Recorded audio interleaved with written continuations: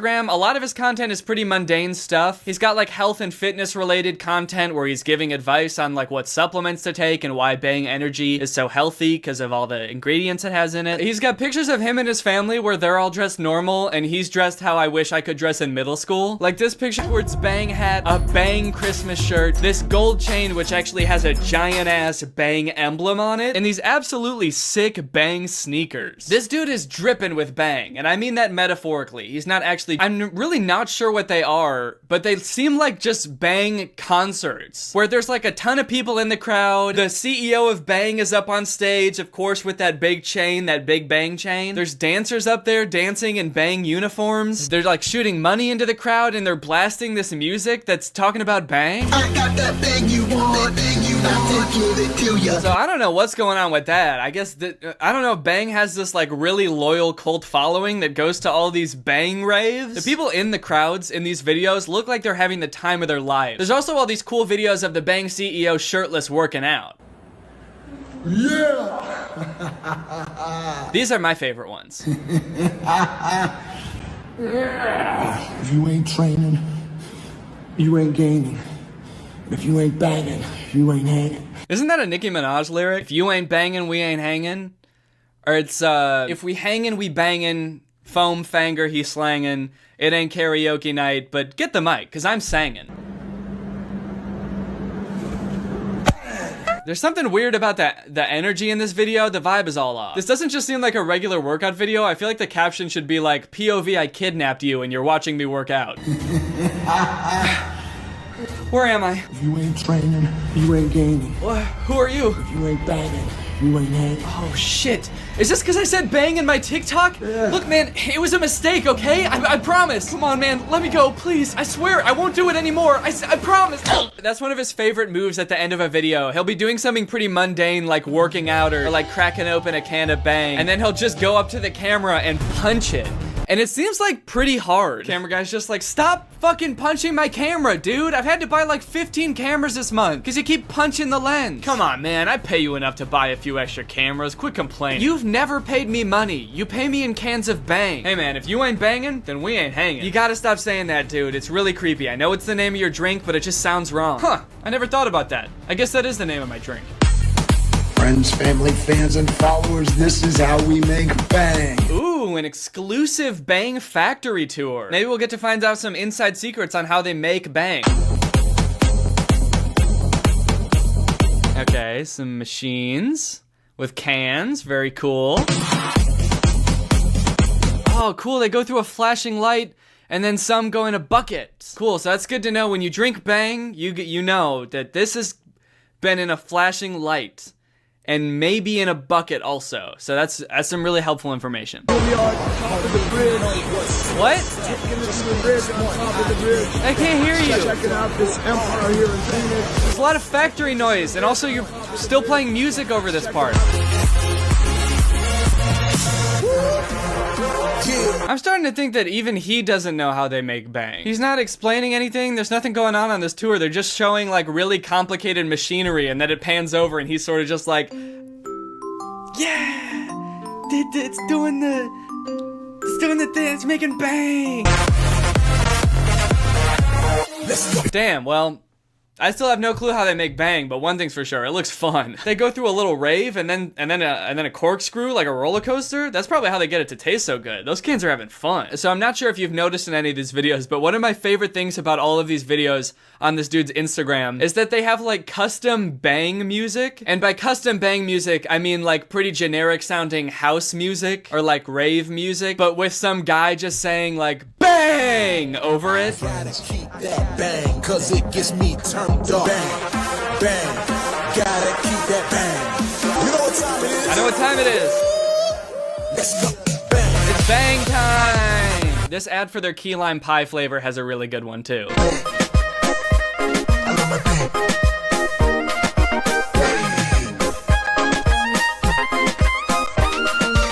Why does it sound like he's like whispering into the microphone, like he doesn't want to be caught making the song? Bang. Bang. Sweetie, what are you doing in there? Bang. I swear I love it. I swear I love Bang. Are you talking about Bang again? And fun fact, I actually looked it up, and Bang Energy is an artist on Spotify, and they've got like a few albums of music that's just like party music that talks about bang. One thing that I think is really funny is their top 3 songs are called Let It Bang, Let the Beat Bang, and Let the Beat Go Bang. Alright guys, well I hope you enjoyed this dive into the Bang cinematic universe. Now it's time to talk about our sponsor, HelloFresh. This video has been sponsored by HelloFresh, America's #1 meal kit. No matter what's going on in the world, whether there's a pandemic or not, everybody gotta eat. That's my catchphrase. I say that all the time. Everybody gotta eat. Everybody gotta eat. But in order to eat, a lot of times you gotta cook, or you gotta go out and drive somewhere and get something to eat. And both of those things, to me, usually aren't very fun. But HelloFresh takes a lot of the stress and the prepping out of cooking and actually makes it a pretty enjoyable experience, which is why I love HelloFresh. HelloFresh recipes are delicious. They have a huge variety of recipes, so you get something new every week. Plus they have low-calorie recipes, carb-smart recipes, vegetarian recipes, and even pescatarian recipes, so there should be something for everyone. Like I said, they take a lot of the stress out of prepping and cooking your meals, so you can get dinner on the table in as little as 30 minutes, sometimes even 20 with some of their quick and easy options. Another reason I really like them is because it's a pretty sustainable option. Since they pre-portion all the food they send you, that means less prep time, but also less food waste. And HelloFresh's carbon footprint is actually 25% less than store-bought grocery meals. It's super flexible. You can easily add meals, you can add lunches, you can add extras, easily change your delivery days or food preferences. And if that wasn't reason enough to love them, they donated over 2.5 million meals to charity in 2019. And this year they're stepping up their food donation game amid the COVID crisis. So if you want to check them out, then go to HelloFresh.com and use my code 10TrulyGreg to get 10 free meals, including free shipping. That's HelloFresh.com and code 10TrulyGreg to get 10 free meals plus free shipping. That sounds like a great deal to me. We've used HelloFresh quite a bit during this pandemic, which is why I'm really happy to have them as a sponsor. So thank you to HelloFresh for sponsoring this video, and thank you to you guys for checking out HelloFresh. All right, well, I hope you guys enjoyed this video, and since this will be the last video of the year, I hope you enjoyed this year of videos. If you enjoyed the video and you're not subscribed yet, consider subscribing and turning on my notifications to join Greg. The second you subscribe and turn on my notifications, you are legally Greg. Not only does your name legally change to Greg, but your lifestyle also changes to Greg. All right, well, since it's the last video of the year, I'll see you guys next year. Or will I? Bye! This video is over now. Go find something else to watch, or just watch this video. I know we had a lot of fun. But you can't stay on this end screen forever. No. This video is over now.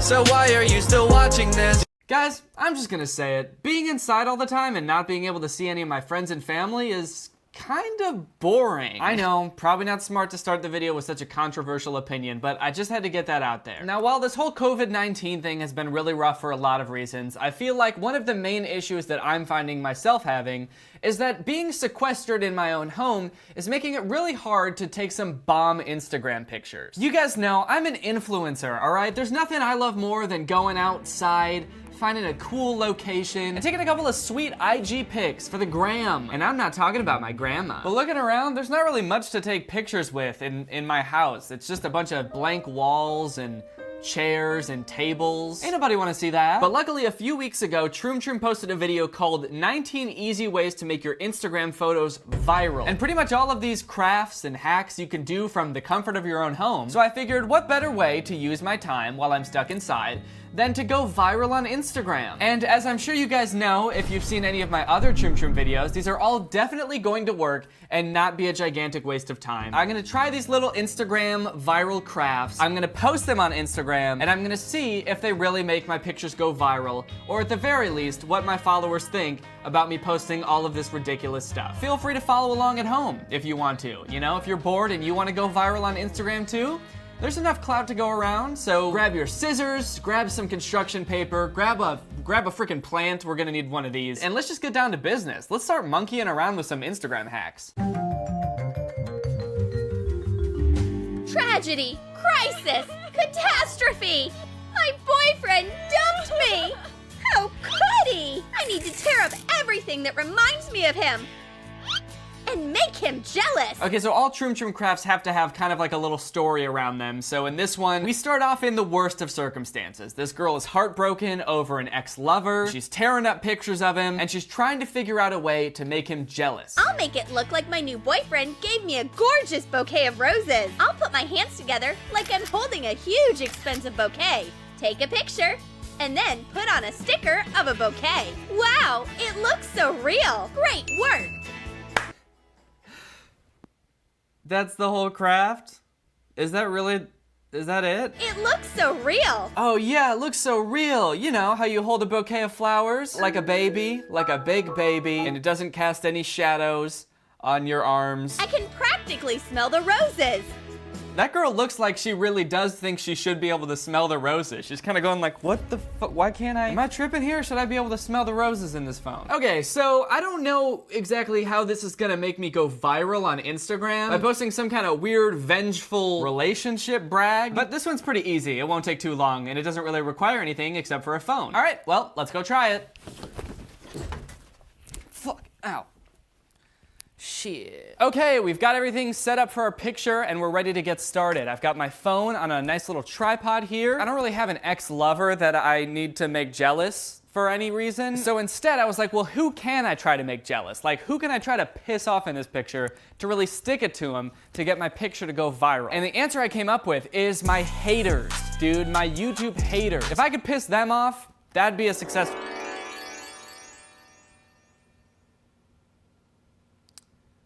I don't know what just happened. If I could piss off my haters, that would be a successful picture, okay? And what would piss my haters off more than me being crowned king of YouTube? So that's what this picture's gonna be all about. I'm gonna be standing, I'm gonna have a little crown, maybe a little cane, maybe I'll be skateboarding, because maybe that would piss them off too, I don't know. All right, I'm gonna pretend to be doing a kickflip. I gotta be holding a cane maybe, and maybe tipping my crown. Okay. Oh yeah, okay, that actually turned out pretty well. Look at that. Oh man, I got some height on that too. God damn, I'm slick. Now it's time to go in and edit the picture. The first thing we want is probably a crown. Crown. All right, so I'm gonna put it like, ooh, oh shit. Okay, I did not want to do that. Okay, I need to figure out the right scale here to get it looking like it could fit right on top of my head. But then I want to put it in my hand here, rotate it to make it look like I'm tipping my crown to all my haters. Okay, next I need a little cane or something to be holding. Ooh, this looks like a nice fancy cane. Oh yeah, look at that. It's got like, it's gold. It's got like diamonds and shit on it, it looks like. Oh man. And the icing on top, a freaking skateboard. A skateboard or a longboard? Skateboard. What if my trick was so cool that my skateboard somehow ended up upside down? Well, I guess that could be like me doing a kickflip, right? Is that what kickflips are? If I just search king, what comes up? Lions? Maybe I could just kind of put a lion in the foreground. Yeah, that's kind of sick. Like the king of YouTube would probably have some like sick pets or whatever, even though not exactly ethical if you've watched Tiger King. Oh yeah. I'm on some king shit now, son. Tipping my crown, holding my cane, kick flipping my skateboard next to my throne and my pet lion. The haters are gonna have a freaking field day when they see this shit. All right, next craft. If you're a big fan of Billie Eilish and you want a photo just like hers, then nature will help you. This fern fell into the perfect hands. It really does look like her hair. No, it does not. That does not look like hair. That's a leaf. Leaf don't look like hair. You can quote me on that. Put the fern leaf on your head. It looks just like her dyed green roots. Also, glue some leaves to your nails. Now your cosplay is ready. So, how is this gonna make you go viral? Like, are you trying to trick people into thinking that you're Billie Eilish? They think that by putting a leaf on your head, people will think, oh shit, that's Billie Eilish. I gotta like this picture. It's weird that she's posting it on a different account and this looks just like my friend with a leaf on her head. But I'll be damned if I let a picture of Billie Eilish pass me by without liking it. Well, anyway, I've got this plant, so I guess I'm just gonna put it on my head and see if I look like Billie Eilish. Now, I apologize, this isn't a fern leaf. I'm pretty sure this is just some kind of tropical plant leaf. It was hard to find a fern on short notice. I also apologize to the plant for hurting you. And I feel like I'm gonna need more than just this one leaf. Oh, okay. Yeah, I kind of see it now. I think I really do look like Billie. This is great. Also, glue some leaves to your nails. And stick leaves to your nails. I'm not gonna glue them because that would be insane. To glue leaves to my nails, are you kidding me? Are you psycho? I'm just gonna tape them to my nails. To try to make this picture have maximum viral potential, I'm gonna say in this photo that I met Billie Eilish. So I'm gonna actually Photoshop myself next to me as Billie Eilish.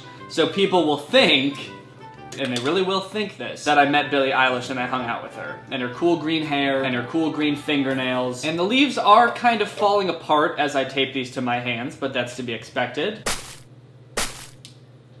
Alright, please leave in the comments below, on a scale from 1 to 10, how much you think I look like Billie Eilish right now. I'm gonna scoot that out of the way, and I'm gonna get myself a...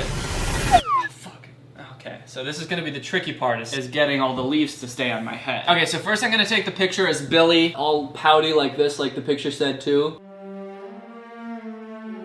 All right, and let's take a look at that. Wow, that's really creepy. That's actually, that's scary. As far as getting close to the example here, I think I'm pretty damn close. So now I gotta take a picture as me, and I still have leaves on my head, so I gotta take those off. And I'm gonna sit right here, and I'm gonna go like this. Okay, yeah, let me just make sure I don't still have leaves in my hair. Nope, it looks good. So now I just gotta cut Billy out. All right. And there you go, there you have it. I cut out Billy. It looks like I'm right next to her. In terms of making it look like I'm in the same picture as the other person, I think I did a pretty good job. In terms of everything else, I think it's bad. I think I did a really bad job, and this is not a good picture. Were you drawing a car, but you accidentally rubbed a hole in the windshield? That's a very specific thing to ask, and the answer is no. I was not doing that. That's never happened to me. Oops! Although, that might make an excellent picture frame. Cut the windshield out of a drawing of a car and put your friends' faces inside.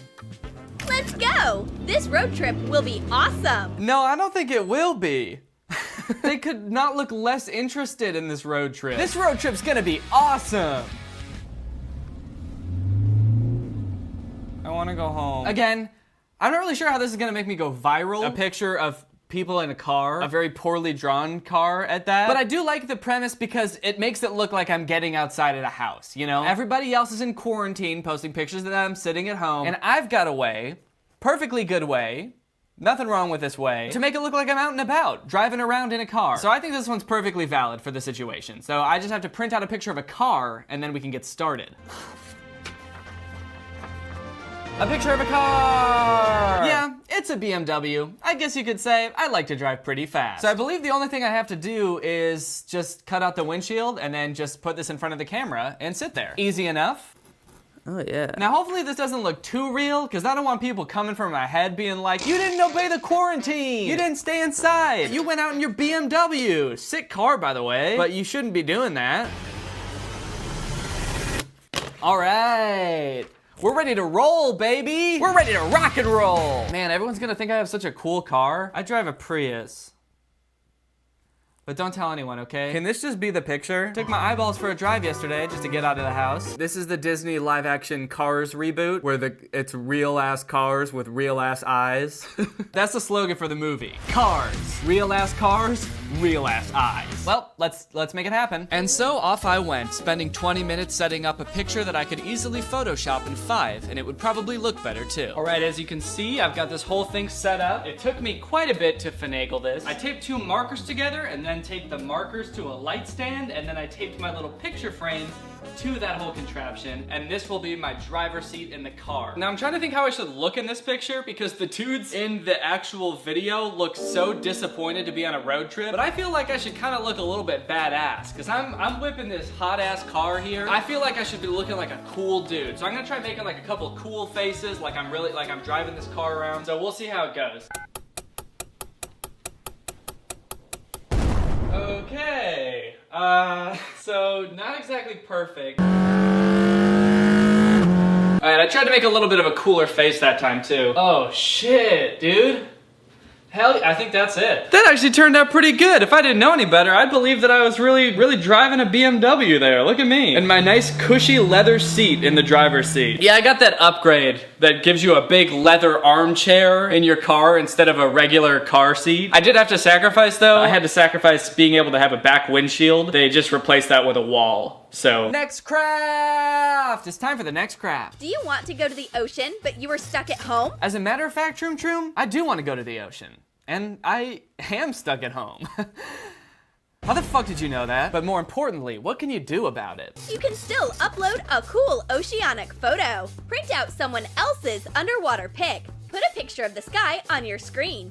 Sit in front of it and set up the photo so that the bodies line up. Ah, very clever. So now that we've gone for a drive, perhaps we can trick people into thinking that I drove to the ocean to take a little dip. Little mid-quarantine dip. Now it looks like you are really there.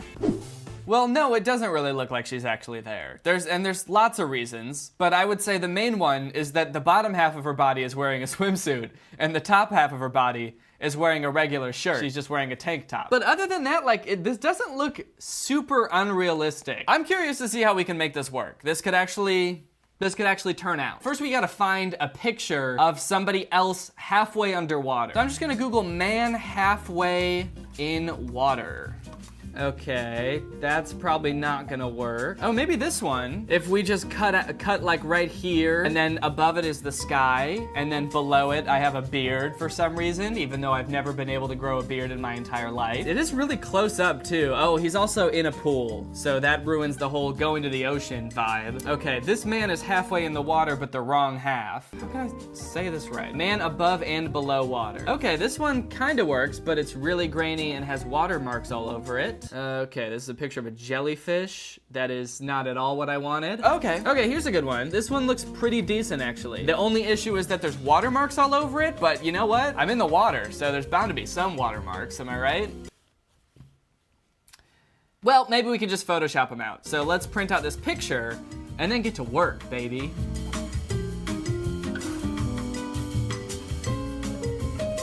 All right, we've secured the picture. So I'm just gonna cut along the water line here, and then I can just smack my sweet little face right behind it, and we'll be golden. Do you ever record a video of yourself doing something, and you look at it later, and you realize you were making a face that you had no idea you were making? Why am I making that face? Why do I look so disgusted? Okay, looking good. So now we got this, and then we're just gonna have to line up my face like so. Okay, and the part that's above water, it's just above his nose. So, oh yeah. Okay, I can't really tell if that lines up at all. And also the picture is very out of focus and my face is very in focus, but let's just slap a nice sky background behind me and we'll see how it looks. All right, look at this setup. Look what I got here. I got my little janky picture set up with my markers. I got a nice sky time lapse that I found on YouTube. It's just like a beach time lapse. It's looking good. And actually the image looks like it might turn out okay. I just gotta make sure that I'm just above the water like this, and that should be good. All right, let's give it a shot. Okay, and... I think I need to be a little bit lower. Okay, my lip was kind of in it. Let's see that. Okay, my lip was in it again. I think it's hard for you to tell, but I can't really see where my face is because this thing is blocking my vision of that part of the screen. I'll do it again. This time I'll go even lower. And, are you fucking, what? I was higher that time, how? All right, come on. Okay, this one's pretty good. Let's give this a crop. Oh, dang, look at that. That looks like a boy at the beach. That looks like a boy who's having a fun time in the water. All right, I'm pretty pleased with that one. So, next craft. This next craft is for all of you photographers out there who can't really afford a nice, expensive camera. This one's a little hack for you to still get that perfect shot. You don't have your phone or camera with you, but your heart wants a selfie? Use your head and a scanner. Put your face down and scan it. Yeah, so that's the hack, is that if you don't have a camera or your phone, but you still need a selfie, you're like, I look too goddamn good right now to not take a picture of myself. Just find the nearest scanner. There's bound to be one nearby. There always is. When's the last time you were more than 10 feet away from a scanner? Never? That's right. So find it and then just shove your face in it. The photo looks a little wrinkled, but that only makes it more special.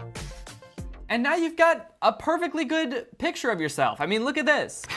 And who wouldn't want to post this on their Instagram? Just a regular, normal selfie that you can take without an expensive phone or camera. Okay, Stick my face in a scanner. Okay, I got my scanner. I'm ready to stick my face in it. Let me make sure I'm not supposed to do anything special in particular when I do this. I'm pretty sure I just stick my face in, but let's make sure. Put your face down and scan it.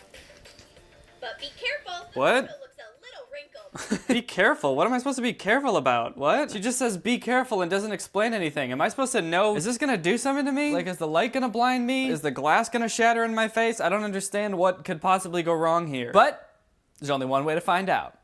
It's by scanning my fucking face. All right, well, here I go. Should I smile? I guess it's like taking a selfie. You just smile and you look at the camera and you try to look handsome. Okay, it's buzzing.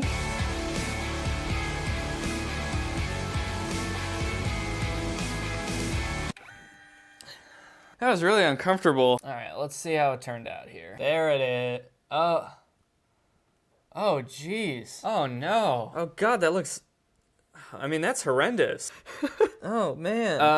Well, Chief, I mean, that's definitely not what I thought that would look like. God, that's scary. I mean, I thought theirs looked bad, but mine looks about 1,000 times worse. Do I just have, like, a really bad scanner or something? Or why does this look so...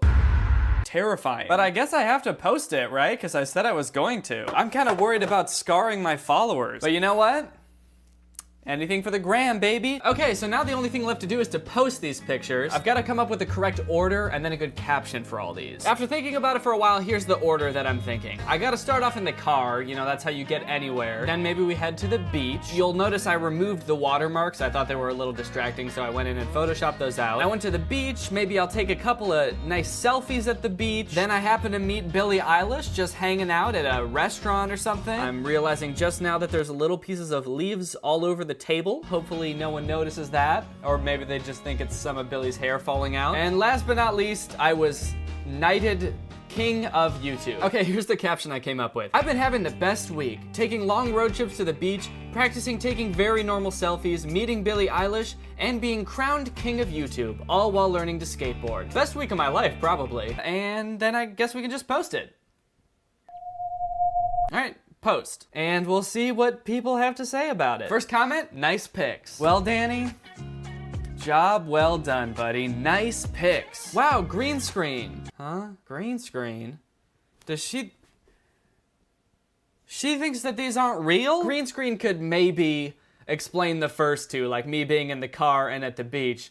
But what about this one? How can you explain this perfectly normal selfie? Not with green screen, that's for sure. I like that you can see my little breath on the glass. Damn, Billie Eilish has been looking better these days. Has this picture gone viral yet? 3,800 likes? That's not viral. I guess I posted it 2 minutes ago. How long does it take to go viral? When do you know if you're viral? How long did you spend on this? Too long. In summary, thanks to Troom Troom's Instagram viral hacks, my pictures ended up getting less likes than 3 out of the last 4 Instagram pictures that I posted. Thanks, Troom Troom. All right, gang, well, there you go. That's how it's done. A couple of Troom Troom Instagram crafts in the bag. I hope you guys enjoyed this, but now it's time to talk about our sponsor, ExpressVPN. Hey, do you guys trust me? Yeah, of course we do, man. Absolutely. Really? Yeah, man. We trust you so much. No, you don't. We swear we trust you. You do? Yes. Oh, We do. Oh, that's great. That's so good to hear. Then listen, you guys gotta download ExpressVPN, alright? You gotta sign up and you gotta download it. And here's why. Guys, I don't know about you, but I've been spending a lot more time online lately. Browsing my phone, surfing the net, going to my favorite websites. But while we're living it up on the net, a lot of us are probably unknowingly giving our internet service providers and advertisers information about us and what kind of websites we like to go to. And maybe, just maybe, we don't want them to know what websites we go to because it's none of their business and it's none of yours either. And that's where a VPN comes in. A VPN offers you encryption, it keeps your data safe, it also helps keep you anonymous online, and it's got a lot of other cool features too, like unlocking content that's not available in your area. For example, did you know that Harry Potter is available on Canadian Netflix?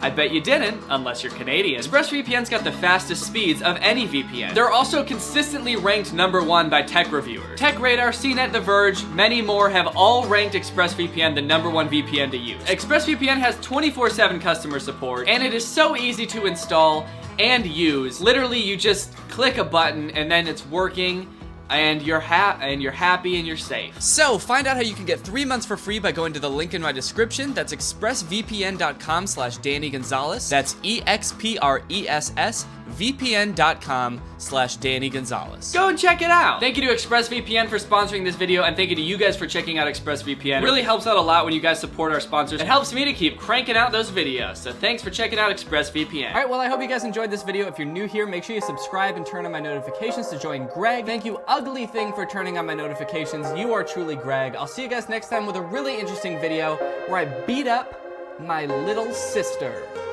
Bye. This video is over now. You'll find something else to watch, or just watch this video. I know we had a lot of fun, but you can't stay on this end screen forever. No. This video is over now. So why are you still watching this? Hey Greg, this is gonna be my second channel now. I'm gonna post videos on here that are gonna be second channel stuff. So I don't know what to call this channel, so let me know in the comments below. And I'll see you next time with another video on my second channel. Thanks.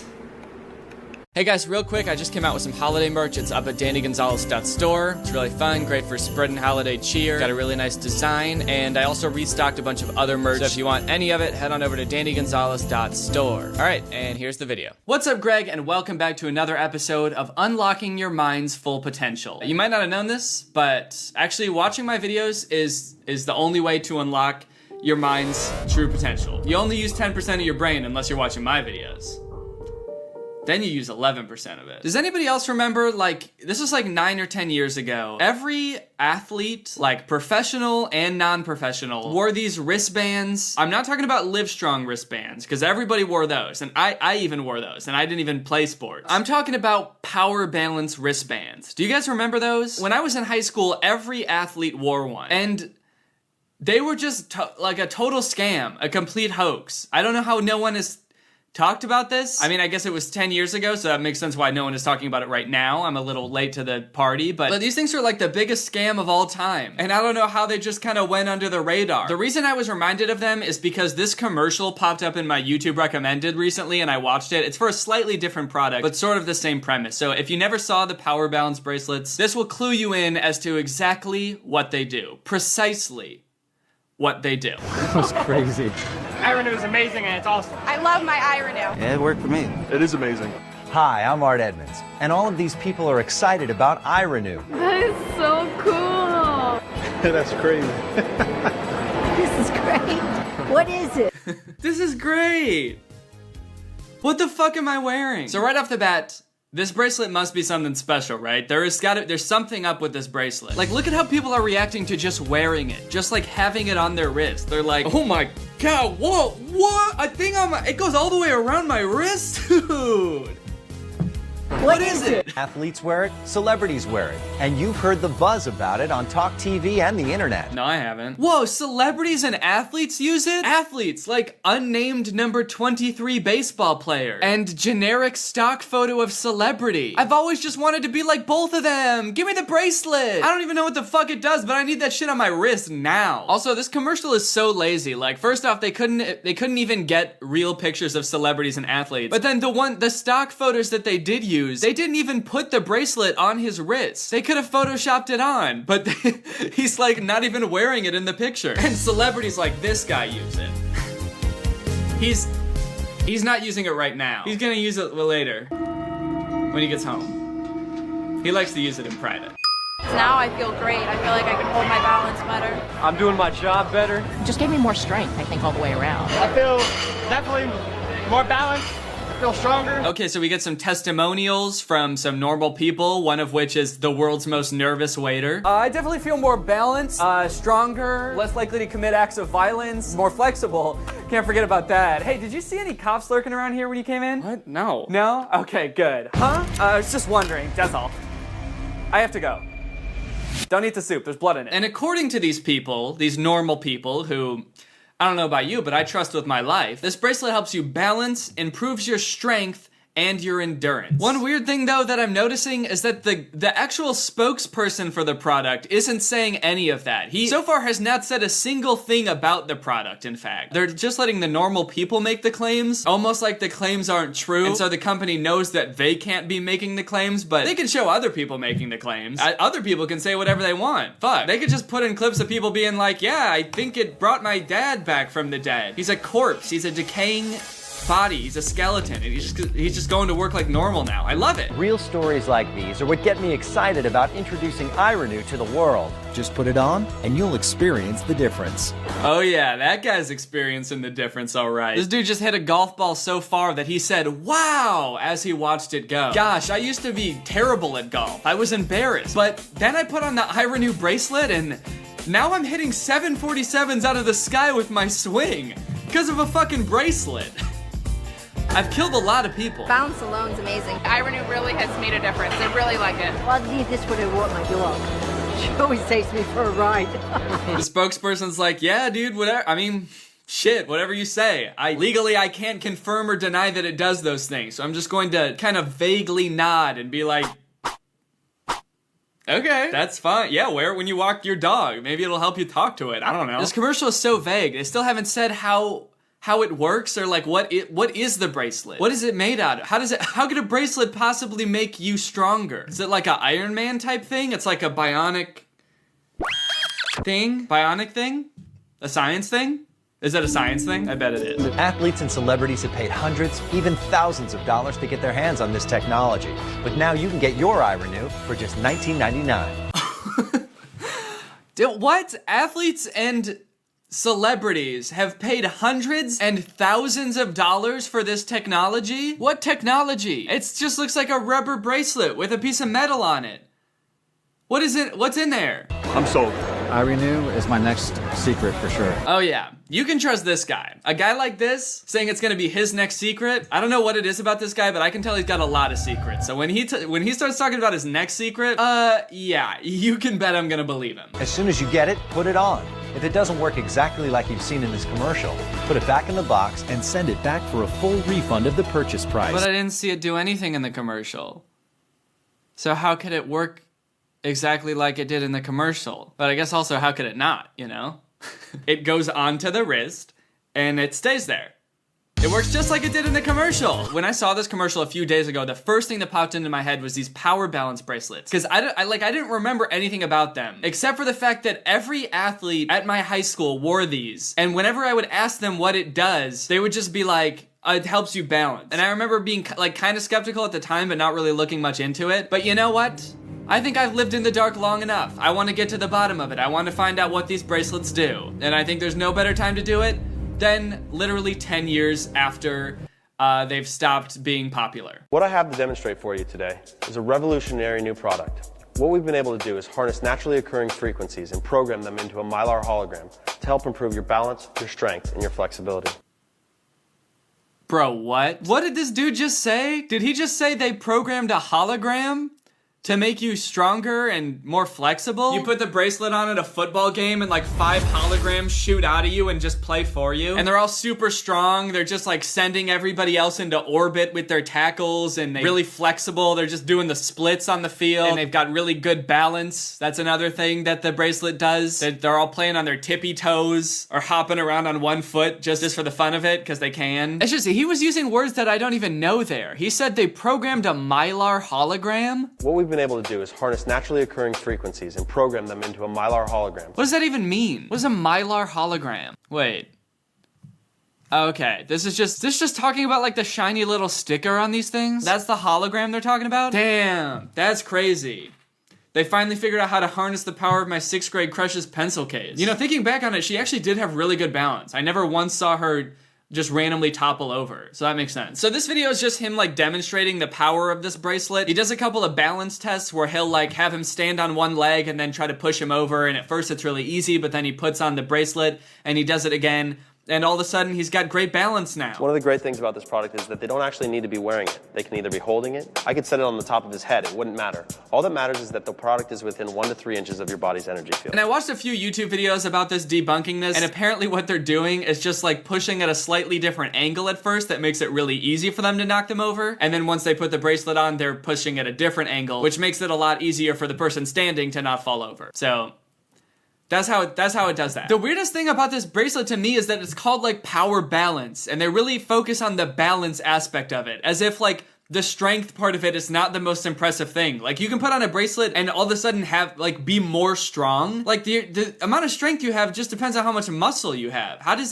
a bracelet help with that? That's insane. But they named the whole company after the balance thing? How important is balance? Why do they focus on that so much? I mean, especially to, like, athletes. I mean, maybe I don't play enough sports, but, like, when's the last time you saw a basketball player just, like, dribbling a basketball and then just, like, falling over because they lost their balance? Really, when is the last time you saw that? I have no frame of reference. All right, I want to find out a little bit more about this Power Balance company. Let's look at they got a Wikipedia page. Okay, so they originally promoted at trade shows in 2006. By the end of 2011, the company was reported to be on the edge of going out of business. They filed for Chapter 11 bankruptcy due to multiple lawsuits. Yeah, no shit. But the brand has since been transferred to a new company, Power Balance Technologies, and is still selling Power Balance brands and other items today. Wait, I can still get me one of these? Dude, okay, I gotta check this shit out. Powerbalance.com, baby. Dude, they still sell them. Well, I should get them and try them. Oh, their website has a technology section. Let's look at that, dude. I've been wondering about the technology in these things since they've been so vague about it. Okay, what does this wristband do? The Power Balance bracelet is a performance technology wristband with a distinctive hologram worn by millions of consumers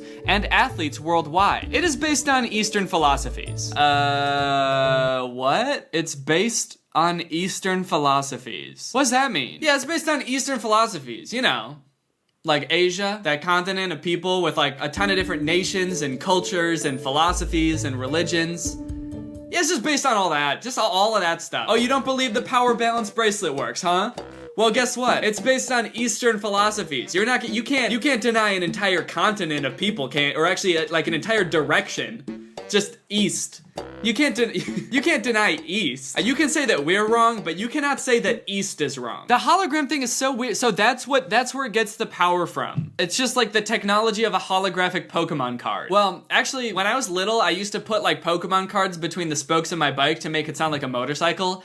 And low-key, I do kind of feel like that shit made me go faster. What does it do? Will the wristband work for everyone? Well, we have received testimonials and responses from around the world about how Power Balance has helped people. There is no assurance it can work for everyone. We make no claims and let the consumer decide based on their experience. That's smart. That's a crazy marketing strategy. We don't make any claims about what our product does. We let the consumer decide what the product does. I think that's the slogan of the new iPhone. iPhone 12, you decide what it does. I don't know. Does it have a processor? Does it have a screen? You decide. But honestly, guys, I think I will decide because I'm gonna get one of these things and I'm gonna try it out and see what it does. And by that I mean, I already did get one of these things. And so we're gonna see what it does. Okay guys, I got my Power Balance bracelet right here. Let's take it out of the bag and see how this shit works. Now, right off the bat, I should be feeling a difference, right? Because the dude in that one commercial said that you don't even have to be wearing it. It just has to be within like 3 inches of your energy field. And I don't know how wide my energy field is, but I've always kind of suspected that I've got like a pretty big one. So I feel like even right here, I feel like I might be already experiencing the benefits. Also, I want to note, I might have been a little bit quick to judge the technology in these things. I did make a joke earlier about how they make all these like miraculous claims about making you stronger and better balance, and the only technology they have in it is this tiny little shiny sticker. But I would like to point out right now that I was actually wrong about that, and there are 2 little shiny stickers. Honestly, that's twice as much technology as I thought I was getting, so I really can't complain. All right, let me give you guys a close-up of this Mylar hologram so you can get a taste of this. That shit is pretty shiny, I gotta be honest. All right, well, before I put this on, let's do a test of how well-balanced and flexible I am. I just have this round thing. I'm gonna step on it with 1 foot, and I'm gonna see how long I can balance on it. I will be measuring in Mississippi seconds. On my mark, get set, go. 1 Mississippi, okay. So not even a second. That's fine, that's fine. Honestly, I I'm a little bit disappointed. I thought I was gonna last longer than that, but maybe I should have measured in Mississippi milliseconds. Dude, look at this. Look what I just found in here. Look at that. This thing has this shit has a Mylar hologram in it. Now I really feel like I should have balanced better. Next test, flexibility. So we'll just see if I can touch my toes, I guess. Okay, I can touch my toes, but it really hurt. And I'm also seeing stars right now in my vision. And now we put on the bracelet. This is what it's all been leading up to, fam. I'm gonna put this shit on, and if it doesn't make me the most flexible, balanced person in the world, I'm gonna murder somebody. Before, I was an unbalanced, unflexible klutz of a man. I honestly feel a little bit woozy just standing here. I might collapse at any minute because I lack balance. But with this bracelet, things just might change. Yeah, I don't feel anything. You know, maybe it's just the skeptic in me and I'm being overly pessimistic, but I don't feel a goddamn thing. I might even feel less than I did before. I just feel empty inside. This might actually be having a negative effect on my well-being, just having it on. Initial thoughts? It's kind of cold. I don't know if it comes in sizes, but I feel like it's a little bit big for my wrist also. I've got dainty little wrists and it's just kind of dangling. All right, let's do the balance test. So the score to beat is, what was it, 1 Mississippi? All right, let's do it. Honestly, I can't tell if I want this to work or not. I do kind of want it to work because I think that would be crazy if all of a sudden I'm like really good at balancing. But also, I just made a whole ass video about how there's no way these things work, so I'm gonna look pretty stupid if it does, right? But I'm also gonna look pretty fucking cool because I'm gonna have really good balance. I'm gonna be the dumbest looking balance prodigy in the world. All right, let's do this. Balance! 1 Mississippi. That's hard. It's hard to do. Why did I think this was gonna be easy? You know what, actually, maybe it's because I'm standing on it this way. Maybe I could balance longer on, okay. Yeah, actually, I feel like I can balance on it better this way. I should have done that. Okay, redo, we're taking it off. We're putting it away from my body's energy field. 1 Mississippi, 2 Mississippi, 3 Mississippi, 4 Mississippi, 5 Mississippi, 6 Mississippi, 7 Mississippi, 8 Mississippi. 8 Mississippi. All right. Yeah, that was the issue. I was on it the wrong way. I was riding this baby all wrong. Balance mode activated. All right, what do we have? 8 Mississippi? Let's go for 9, baby. 1 Mississippi, 2 Mississippi, 3 Mississippi, 4 Mississippi, 5 Mississippi, 6 Mississippi, 7 Mississippi, 8 Mississippi, 9 Mississippi, 10 Mississippi, 11 Mississippi, 12 Mississippi, 13 Mississippi, 14 Mississippi, 16 Mississippi, 17 Mississippi. 17 Mississippi, baby. Wow. Okay. I mean, that's pretty hard evidence. That's more than twice as many Mississippis. Good, let's see if I can touch my toes. No, that still hurts. That still hurts. Honestly, though, maybe there is something to it. I feel like if I could just somehow make the effects of this stronger, like if I could just amplify it, like if I just had a bunch of these or something, then I could really test the effects on it. Because like if 1 doubled my balance score, imagine how many Mississippis I could get if I had like 30 of these. Well, I do. I do have 30 of these. 30 power balance bracelets makes me a powerful balancing boy. Turns out they sell them on Amazon and you can just order like any quantity of them. Well, any quantity up to 30. So that's what I did. I just scrolled all the way down on the quantity thing until I got to 30 and I pressed buy. All right, well, I guess I gotta take all these out of the package now and put them on my body. You know, it could be kind of cute as if I turned 2 of these into little hoop earrings and just wore them on my ears, because he said they don't even have to be on your wrist. So I can just kind of accessorize them however I want, I guess. I can just put them on my ears, put them on my feet. I could wear this one as a ring, kind of wrap it around my finger. Look at that rock. And for the last one, you already know where this shit's gonna go, baby. I could set it on the top of his head, it wouldn't matter.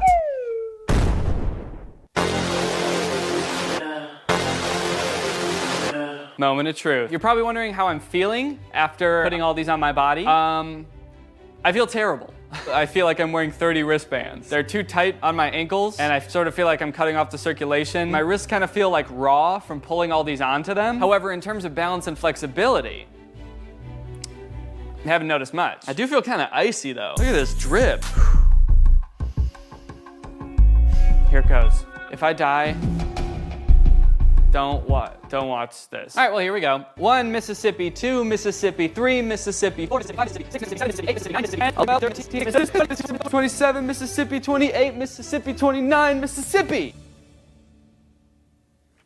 Man, what the fuck? I'm actually kind of confused. Did it work because I've just basically have been practicing balancing the past 3 times? Like my body has gotten used to balancing? Or am I really about to wear this shit every day from now on? Just like this. I think I'm never gonna fall over again in my whole life. I don't even think I could if I tried. Nope, can't. Can't do it. Falling over? Couldn't be me. Can't relate. Nope, can't. Can't do it. Shit. Okay, I think that actually got worse. It hurt. Anyway, in conclusion, I don't know. This video is sponsored by HelloFresh, America's #1 meal kit. Guys, if you're like me, then you eat food. Kind of a lot, which is why it's pretty important for you to have a plan for what you're gonna eat every week. And while you could like scour the web for new recipes every week and go to the grocery store and have to pick out a bunch of stuff, or you could just use HelloFresh. When you've got a HelloFresh plan, they have a ton of recipes that you can choose from every week, and they're pretty different every week, so you don't get stuck in the same rut of eating the same foods over and over every week, which is really nice. They've got low-calorie, vegetarian, kids recipes, so there's something for everybody. And like I said, it takes a lot of the stress out of prepping and planning your meals. They send you all the ingredients you need pre-packaged with the appropriate amount that you need. And the meals don't take too long to make. You can get dinner on the table in as little as 30 minutes, sometimes even 20 minutes with some of their quick and easy options. One of the reasons I really like HelloFresh is because of how sustainable it is. You get to cut down on food waste. The packaging that they send you your meals in is almost entirely recyclable, which all amounts to HelloFresh's meals having a 25% lower carbon footprint than grocery store bought meals. And if that's not enough reason to love them, last year they donated 2.5 million meals to charity. And this year they're stepping up their food donations amid the COVID crisis. We really like HelloFresh. I haven't been let down by their meals yet. They're delicious. They're pretty easy to make, and they make me feel like a professional chef, which is honestly pretty hard to do because I'm not too good at cooking. So if you want to check it out, then go to HelloFresh.com and use my code TrulyGreg90 to get $90 off, including free shipping on your first box. That's HelloFresh.com with the code TrulyGreg90. HelloFresh is a really great service, which is why I'm really excited that they're sponsoring my videos. So thank you to HelloFresh for sponsoring, and thank you to you guys for checking out HelloFresh. All right, guys, well, I hope you enjoyed this video. If you're new here and you're not subscribed yet, make sure you subscribe and turn on my notifications to join Greg. Greg is what I call my subscribers. It's sort of a fan base, but also sort of a family. Sort of a family, but also sort of an army. Sort of an army, but also sort of an underground crime syndicate. So guys, make sure you subscribe and turn on my notifications to join Greg. We are actually the fastest growing army on all of YouTube, as long as you don't look it up. Anyways, bye. This video is over now. Go find something else to watch, or just watch this video. I know we had a lot of fun, but you can't stay on this end screen forever. This video is over now. So why are you still watching this? What's up, Greg? It's me, Danny, back with another video. I hope you guys all liked that last video I posted, Spooky Boy. If you haven't watched it, you should go watch it. It's a music video. I had a lot of fun making it, and it seems like you guys enjoyed it, so thanks for that. Let me know if you want me to make more stuff like that. I have other music stuff that I'm working on, so hopefully that's something you guys are into. And guys, as always, if you're not a part of Greg yet, Greg is our fandom. Greg is our family here on YouTube. Greg is the strongest channel on YouTube. We're the fastest growing channel on YouTube.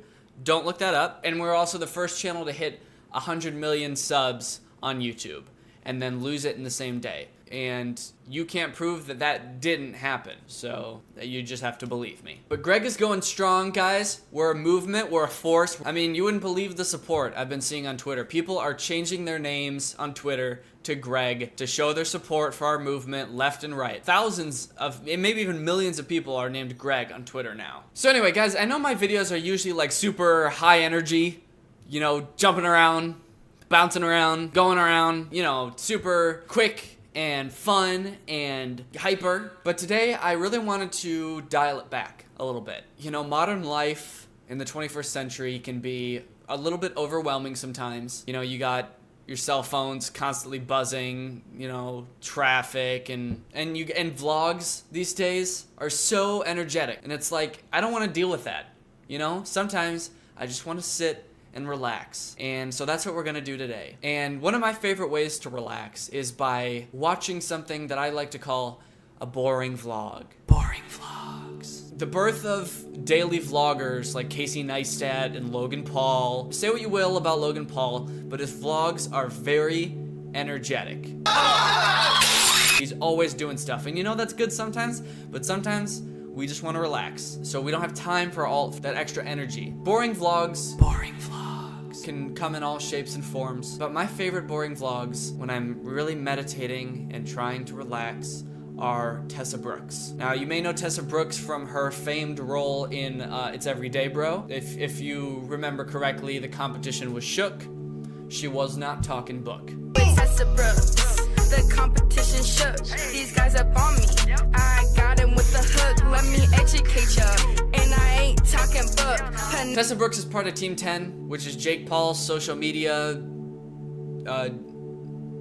cluster. And you know, when Jake Paul blew up, he sort of, everybody in his little group blew up with him. And so Tessa Brooks is one of these people who started daily vlogging because she got all these followers from Jake Paul. Now I think she has almost 3 million subscribers, like 2.8 million. She's doing pretty well for herself. And I really like her vlogs because they're just so easy, you know? She doesn't add in all that extra stuff like humor or cleverness or excitement. It's just, you know, plain and simple daily vlog. What you see is what you get. So what I want to do with you today is just go through one of her vlogs and just relax. So that's what we're gonna do. So this is one of her most recent vlogs. I think it's from about a week ago. It's called I Friend Zoned Him. Other YouTubers will title their vlogs, you know, I lost all my money, or finally losing my virginity. But Tessa Brooks does not go for all the, you know, really attention grabbers. Just I friend zoned him. Now, it is written in all caps, which, you know, tends to get your attention, but I friend zoned him, like, I mean, it's not like she's flying on a private jet or got in a car crash or anything like that. She's just, you know, I friend zoned him. So, let's watch this video. We already talked about this. He friend zoned.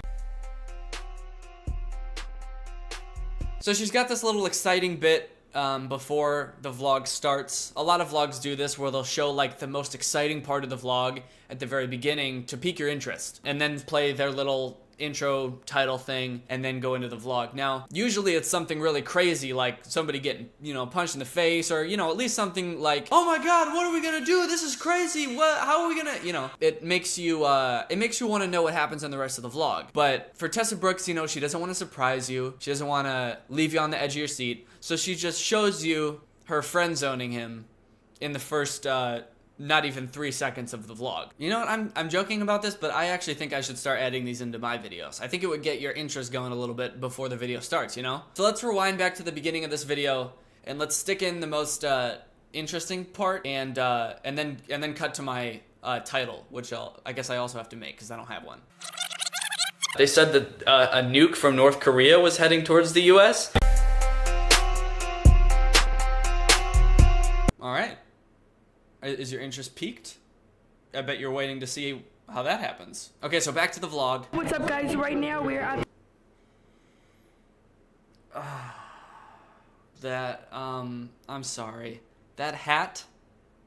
What is that? Is she a sailor? Or a 19th century chimney sweep? What is that hat? What? I mean, really? Are you a jockey? The hat makes no sense. Right now we're at the radio station. We are about to tell them, because I actually don't know. You don't know either? I'm gonna be on the radio. Okay, so we're at a radio station. This is nice. You know, she's about to go on a radio show. That's very exciting. She's a very popular YouTuber, so she's gonna show us what the experience of being on the radio is all about. Alright,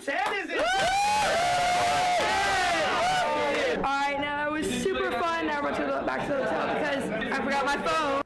Okay, so I guess it's over now. And that's all she showed. You know, that's nice. I mean, we're relaxing. You know, I don't want to see all of that exciting radio show stuff. I just want to see right before and right after it. So I guess we're moving on to the next thing now. Tessa, I don't want to freak you out, but we haven't done that thing that we do in every vlog, and it's already been like 2 or 3 vlogs since we've been in Hawaii. Are you thinking what I'm thinking? I'm thinking what you're thinking. More just simple, just not giving a shit how your vlog turns out. It's so relaxing. There's this clip just full of wind noise where you can't even hear what he's saying because it's just like and she doesn't even care enough to edit that part out. She sticks it in anyways, and it's just so refreshing to see that level of literally not giving a shit. I love how in this group of kids too, they all vlog. So every time they show another kid, they're like also filming. I feel like all their vlogs are just like filming the exact same thing from different angles. Boring vlogs. All right, guys, so we just surfed for about an hour. It was awesome. The waves weren't the best, but like we still surfed it up. Crushed it, yeah. Okay, now they're at the beach. This will be nice and relaxing. The sounds of the waves. She said she already went surfing for an hour. I'm not really sure why she didn't show any of that. But maybe, I mean, they're still at the beach. Maybe they'll do it some more, and we'll get to see a little bit of what they're doing at the beach. Oh, sweet dude. Let's go back out there, buddy. Let's go back out there. See, now we're gonna get some sweet surfing activity. All right, guys, we just finished at the beach. We've been here for like, I don't even know how long, but it's been a long time. Oh, so they're down at the beach? Well, I mean, we didn't really get to see them do anything. Just sort of sit there and talk. I mean, she said that they went surfing, but we didn't even get to see it. I mean, not that I care. I love boring vlogs. Boring vlogs. Who cares about surfing? Who cares about radio shows? I mean, all I want is to hear Tessa Brooks tell me that she did those things. I don't want to see it. I mean, God forbid, please don't show me surfing right now. I'm trying to relax. Let's see what she does next. Guys, after we went to the beach, I came back to the hotel. I took a nap, but now fireworks are going off. Look at this. Oh, she's at her hotel now, and now fireworks are going on. That's cool. That's exciting. Let's watch some more of this. All right, guys, we're at dinner. And they're at a restaurant. Okay, so no more of that. We're really jumping around a lot here. I'm really starting to feel like we're not actually seeing her do anything in these vlogs. I mean, call me crazy, but it seems like every time she's about to do something, she stops vlogging, and then right when she's done, she vlogs again and says, okay, I just did that thing, and we don't even get to see it. We don't even get to see her surf. We don't get to see the fireworks. We don't get to see the radio show. Are we gonna get to see anything? I just feel like I'm on a really heavy drug and I'm hanging out with them, and I just keep like blacking out and coming back in while they're like in the middle of a conversation, like, okay, time to go surfing, and then I just black out again, and then just come back to, and they're like, now we're at a restaurant, and I'm like, okay, black out again, come back, and now they're all laughing, and I'm like, what's the joke? It's a little disorienting, I gotta be honest. The boring vlogs were not quite as relaxing as I had hoped. It's actually quite jarring. It's actually quite jarring. I drink out of jars. Tristan is very hangry, and he's been kind of in a really bad mood. He's so hangry. So hangry. So hangry. They're just talking. Hangry. He was hangry. He was hangry. He was hangry. They're just repeating what each other said. Hangry. Hangry. Hangry. We're offended. You can't screw with me right now. I'm hangry, okay? Okay, so now this is the boring vlog content I was looking for. They're just at a restaurant in one place, and they're not even doing anything funny. They're just literally just talking at dinner and laughing. I don't really know what they're laughing about, because they keep cutting away from like whenever it's supposed to be funny. I'm feeling a little bit, zen, I guess. A little bit relaxed. Sugar, sugar, sugar, sugar, sugar! Open wide for the trick-or-treat! So I hate when you do that, please don't. He like licks me through the inside of his mouth. Oh. That's not what he just did. That was kind of weird. First, I mean, the licking was weird, but just the random meme edited in the middle. I mean, some other vloggers do that. I think Logan Paul does that sometimes, but it's usually not just like, usually it just doesn't cut to silence with that meme for like 3 seconds. Like everything just stops and it's just a silent GIF. I mean, at least just add some sort of sound. Well, that's weird. You're just gonna stop mid-conversation and add in a meme. It makes no sense. Yeah, okay. Hey, that was. Oh God, look at the people sitting next to them. There's people next to them. This is one of those hibachi grills where you sit at a table full of like 8 people and 4 of them are YouTubers. Can you imagine going to a hibachi grill and paying like $50 for a meal and you're sitting next to Tessa Brooks? I don't think I could handle it. And not just because of the hat. They're just like laughing and dabbing and pulling out a camera every 5 seconds right after something interesting happens. Also, why is the audio so bad? I mean, for the whole video, it's been bad, right? It's either like she's covering the microphone with her thumb the entire time, or she's like just screaming, or I guess her camera must be broken. This is next level not giving a shit what your vlogs look like. She's like, you know what? I got 2.8 million subs in like 2 months because of Jake Paul. I honestly don't have to try at all. And she's doing a good job, I guess. This video has 600,000 views. And I guess that's just the magic of boring vlogs. Boring vlogs. And she's always out of focus. She's never in focus in any of the shots. It's like, dude, you have enough money to buy a new camera. Sell the hat, buy a new camera. That hat's gotta be some design. It's gotta be like a Gucci hat or something. And that's why you're wearing it. So sell the hat. And please buy a camera that doesn't look and sound like a 2004 Mac webcam. Thanks for dinner, by the way, baby. Bye. Thank you. All right, we're leaving the restaurant now, towards the end of the vlog. And I'm guessing that the conclusion is coming up. So let's take a look at that. Alright guys, so we just finished dinner. I am so tired. We're about to go back to the hotel. I feel like we've said that we were tired in your vlogs so many times this trip. Really? But honestly, the sun gets to us. Yeah, and we've been doing a lot of things. We have been doing a lot of things. Like so many things. They've been doing a lot of things. I wish I could have seen literally any of the stuff that you did. But you know what? I mean, we're just here to relax. Not to judge. We're trying to relax still. Activities for days. Activities for days. Activities for days. I feel like these people just don't have personalities. Either that or it's just so lazy. Like they can't even come up with a joke, so they're just repeating each other. Like before, hangry. He was hangry. He was hangry. Activities for days. Shit. I don't have anything funny to say to you. No. You want to just say activities for days again? Yes, please. Activities for days. All right, so that's pretty much the end of the video. Let's take a look at some of the comments, see what people are saying about this beautiful, relaxing creation that is the boring vlog. Oh my god, Tessa, Chance is cheating on you on Instagram. There bees 2 girls twerking on him. Go to Chance's is the Instagram and Tight Hollywood. Just go down and you can see Chance with a girl. Just keep watching and you can see them kiss. Chances have a girlfriend. Now I'm so mad at him. I don't think that had anything to do with the video. That was just some completely different drama.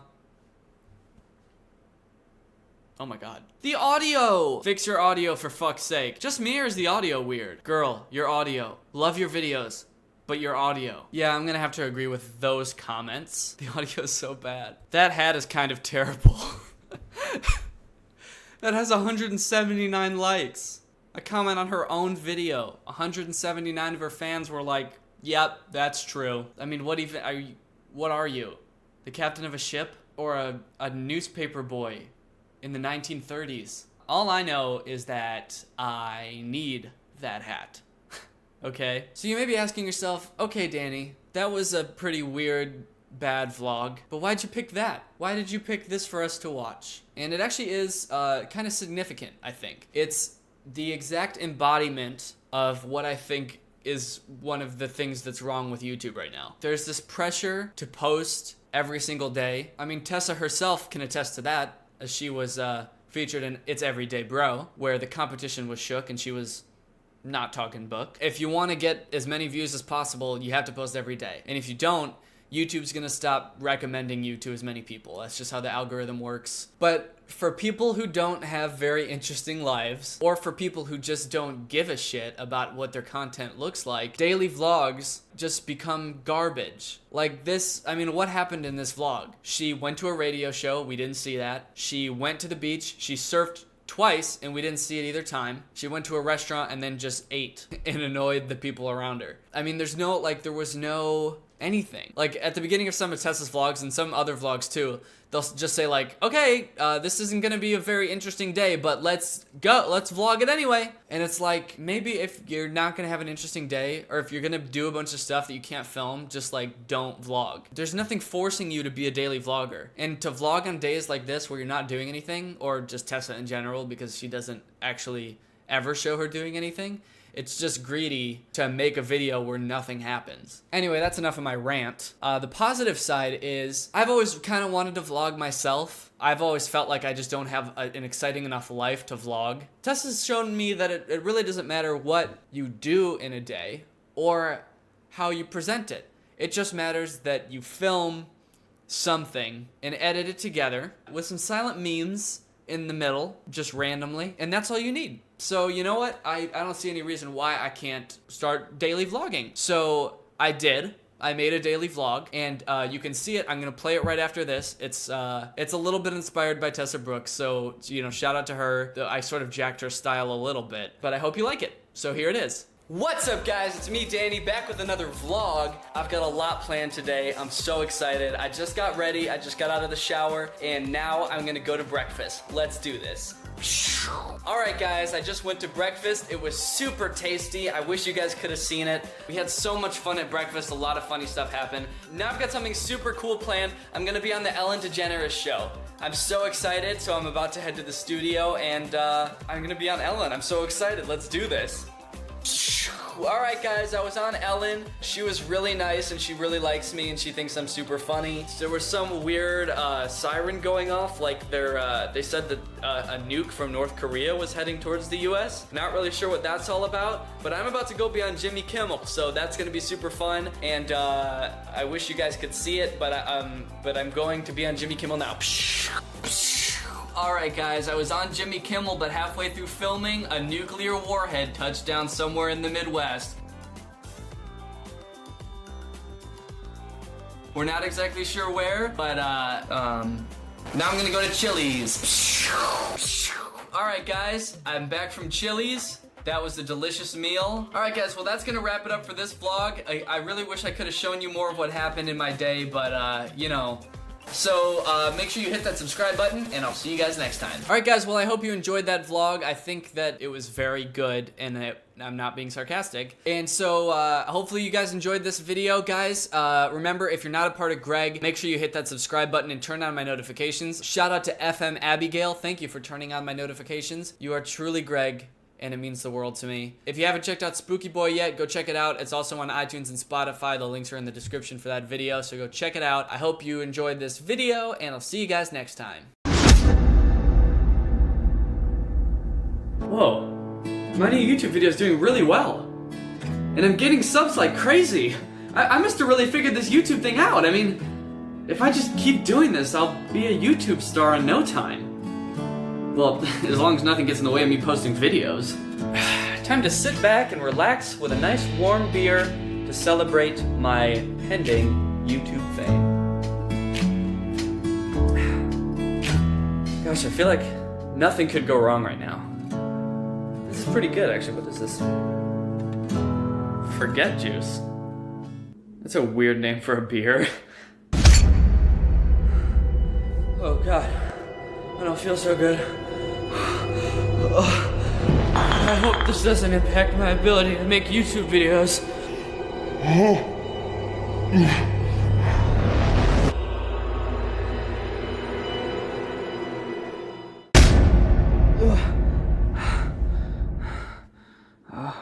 God, how long have I been asleep for? 3 days? I need to make a YouTube video! Alright, let's do this.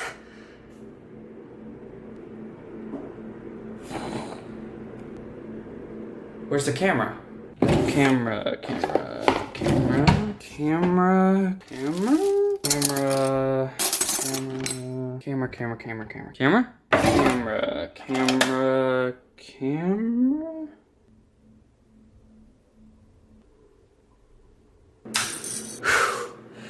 Hey, alright, Danny, come on, you can do this. You know how to make a video. You've made dozens of them before. Hey, what's going on? I don't know how to make videos anymore.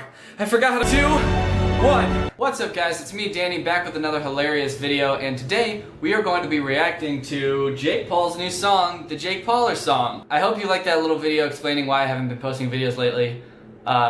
None of it's true, but I hope you like it. The real reason I haven't been making videos is because I have this autoimmune disease that made it so all of my joints were swollen and painful for a really long time. But for a while I couldn't walk or get out of bed, so that makes it kind of hard to make YouTube videos. So I'm feeling a little bit better now, so I'm gonna start posting more videos here on JakePaulHate.com, or sorry, YouTube. So let's just dive right into it, because there's this new song called the Jake Pauler song by Jake Paul. And I just want to dive in and take a look and analyze this thing because, for reviews. So, it's actually pretty funny. So let's go ahead and watch it. I'm sure a lot of you have already seen it, but let's go ahead and watch it.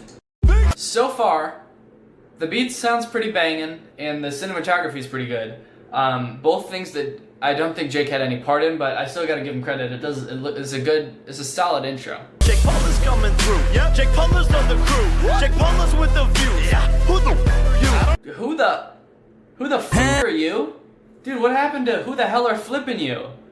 You can't just start dropping F-bombs. You can't just go from flipping to like that. What? Get fired from Disney Channel and all of a sudden you're Mr.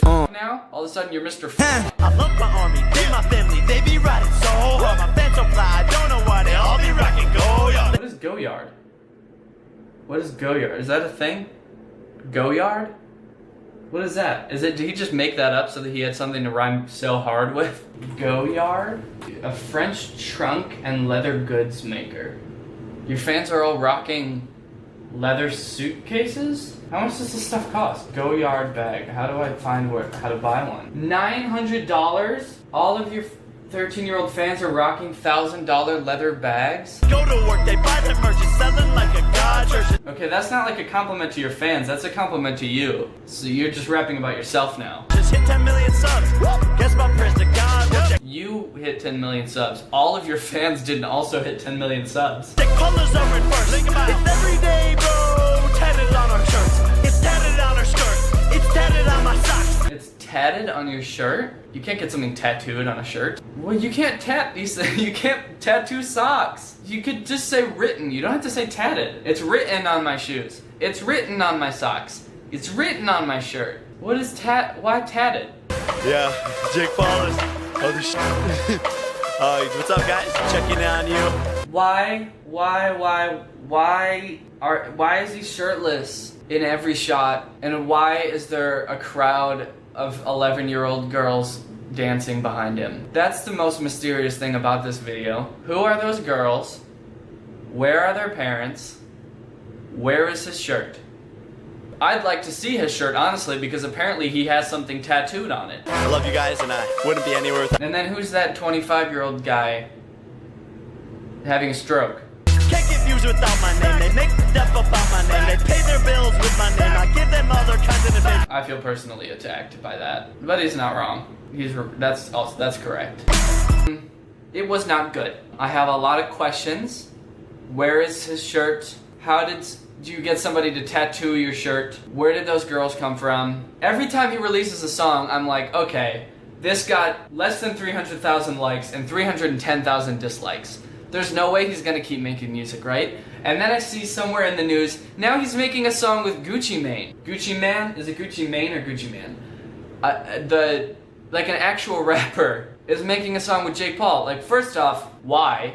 On both sides. Jake Paul, your 11-year-old fans do not listen to Gucci Mane. And also, Gucci Mane, what part of your demographic overlaps with Jake Paul's fans? You can say what you want about how clever the song was, or about how bizarre the video is. The Jake Paulers really are a great fan base. And it makes me mad because, like, where's my fan base? I know you guys are there and you're watching this video, but, like, we don't even have a name. I think I said in a video, like, months ago that our name is, the Goons. We are Goons. That was a reference to my old Instagram handle, Danny Gonzalez, and my old Twitter handle, Danny Gonzalez. But I got those changed, so now I'm Danny Gonzalez on both, so now it doesn't even make any sense that we're the Goons. What is that? What does that mean? It honestly sounds pretty stupid. We need to step up our game, okay? We need a new fan base name. We need a strong name, because we're the strongest family on the internet. That's true. See, I don't have a name, but whatever we are, we're the strongest army out there. We need a name that makes everybody want to be a part. So you know what? I'm gonna Google strong names. 8 strong and powerful baby boy names. Gregory. Greg. That's a good strong name. What do you think when you think Greg? You think strong? You think loyal, committed? That's perfect. Greg. That's gonna be our fan name. We're Greg. I don't see any reason why not. Other YouTubers have names like Jake Pauler. He just added onto the end of his name. Logang. He just added a G on the end of his name. And we are gonna be Greg. Our fan base is called Greg, and we are all individually Gregs. I'm a Greg. You are Greg. We're all Greg. Greg is beautiful. Greg is the strongest family on the internet. Greg is changing the world. Greg is a savage. Greg doesn't care what you think. We're gonna be Greg, okay? And I don't already regret this decision. So Greg, it sounds cool, right? Yeah, That's cool. Greg. That sounds cool. Greg. Shout out to Cat Fable. Thank you for turning on my notifications. You are truly Greg. And so thanks for watching, Greg. If you're not Greg yet, go ahead and hit the subscribe button. Hit that notification button to turn on our notifications. And you can be Greg. It's cool. It is cool. It's cool, right? It's cool. Greg is cool. Okay, so subscribe if you want to be part of Greg. Make sure you throw a like on this video. And I will see you guys next time. Logan Paul, diss track, Rice Gum, diss track, all getting millions of views. At first I'm like, what the fuck's up with these dudes? Till I saw they were getting views like cheaper seats. I know that I'm an all-around really nice guy, but why nobody wanna beef with me? I see these other guys roasting each other and raking in views. The channels are flourishing, so if you think I get mad if you roasted me, I can endure it, man. I would encourage it, honestly. What's up, guys? It's me, Danny, back with another hilariously spooky video. And I say spooky because today we're going to be talking about a genre of YouTube that I've just discovered where people pretend to be haunted by ghosts and demons in their vlogs to get more views on YouTube. It's kind of hilarious, and I've only just started to see these. It's like a new trend that's popping up. A lot of vloggers are doing it. They'll just pretend like they're in the movie Paranormal Activity, basically, like they're being haunted. I've seen Lance Stewart do it, Logan Paul, Rice Gum, Jake Paul. It's so weird because usually vloggers will like accentuate certain aspects of their life and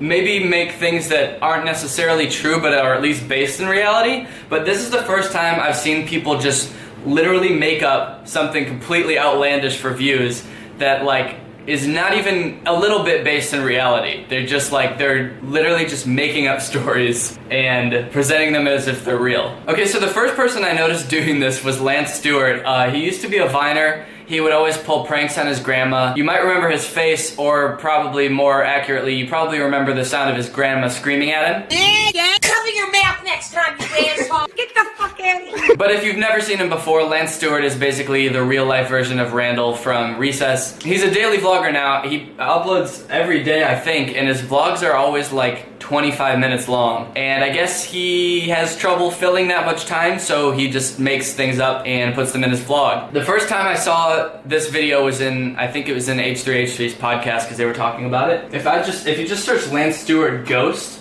on YouTube, you'll see how much he's milking this idea. He's made probably 700 videos about ghosts. So this is the one that I saw on the H3 podcast. It's called "The Demon Dragged Me Out of My Bed," and then in parentheses, "Real Paranormal Activity." So keep in mind that he is trying to pass this off as something that actually happened. It's not like a tongue-in-cheek, oh look at us vloggers. This is like, he's actually trying to make you believe this. It's currently 1 a.m. and I told you guys yesterday when I ended the video that I was going to be recording myself tonight when I go to sleep to see what happens, because yesterday some crazy stuff actually did go down when I went to sleep, so I wanted to see if something would happen again tonight when I fell asleep. So I'm about to prop my camera up right now and see if anything does happen. Okay, so he prefaces the video by saying some crazy stuff happened last night while he was asleep, and I haven't watched the vlog from the day before because I don't like his videos, but I'm not really sure what happened the night before that is prompting him to put his camera up while he sleeps. I'm pretty sure that all of this stuff started happening in his vlog because he played with a Ouija board. So all of this paranormal stuff started happening because he was talking to demons through an Ouija board. Is it a Ouija board or is it an Ouija board? I don't know. Now he's got the camera set up in his room. The lights in his room are clearly still on because you can see him.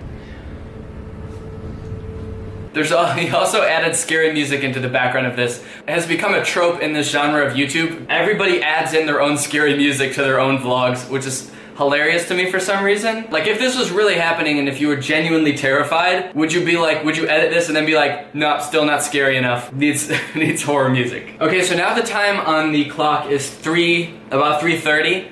He started recording at 1. Just an interesting side note, the cameras that vloggers use, or at least most vloggers, and I assume Lance 210 use, all have a record limit of 30 minutes. So if he really was recording this and went to sleep, the camera would have stopped recording after 30 minutes. So you can tell really he just went to sleep and probably recorded for 10 minutes and then sped it up to look like maybe it was longer. And also his girlfriend just doesn't move for the entire time that they're asleep. But now it's 3:30 and it's slowed down, so I'm assuming something's going to happen.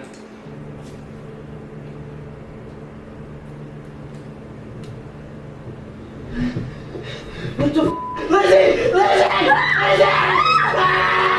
I like how his girlfriend starts screaming right away. Like, her initial reaction isn't like, babe, why are you on the floor? It's the middle of the night. She immediately sees Lance on the floor and just starts screaming. So the most important takeaway from this is that you can see the editing that he did to make it look like he was getting dragged off the bed. If you look at the lotion bottle, you can see how it was clearly manipulated in some way, cut here, and then it snaps back into place after he leaves the frame. So basically they had to cut part of it out probably because there was a rope or somebody in it, and so they just replaced it with a still image, but they did a bad job of lining it up. In terms of things like that demons could be doing to you, dragging you out of bed's like not the worst. I could see you getting mad if it like got you into a car accident or something and you will never walk again. But I don't know. Getting dragged out of bed isn't the worst thing that you could possibly do. That's about the amount of inconvenience of like my dog waking me up in the middle of the night. Okay, so that was like an emotional roller coaster, and that was like the main beef of the vlog. That was the main meat of the vlog. And that was 1 minute and 30 seconds of action, and the rest of Lance's vlog is 21 minutes and 30 seconds long. So we get to watch another about 20 minutes of him just talking about it now, I think. Guys, so it is currently the next morning, and I don't know what to do. So Lance talked about it for a while and then decided to call like a priest to get an exorcism or something. And he's trying to call him, and it seems like the ghost has gotten rid of his phone connection and made it so he can't cry out for help. It didn't get rid of his Wi-Fi though, obviously, because he was able to upload this video, which is interesting to me. The ghost has the ability to like make it so he can't make phone calls, but somehow Lance could still upload this YouTube video, and he's been uploading consistently daily for like if you didn't want Lance to be able to contact anybody about this, you probably should have prevented him from uploading this video to his 3.4 million subscribers on YouTube, maybe. Okay, so that one was pretty crazy, but it gets way crazier. Because about a week after he uploaded that video, he uploaded another video called I Was Possessed, and then in parentheses, actual footage. Another thing that people tend to do when they upload videos like this is put a title, and then in parentheses, they try to convince you that it's real. The other one was Demon Dragged Me Out of Bed, Real Paranormal Activity, and this one is I Was Possessed, actual footage. So he's really, really hoping that you'll believe that this is true. And he's just staring at the TV. Lance, what's the matter? Lance. In my mind, I would like to imagine that this is the absolute scariest thing that Lance Stewart could come up with, is him sitting in bed with his shirt off, staring angrily into the camera. Lance.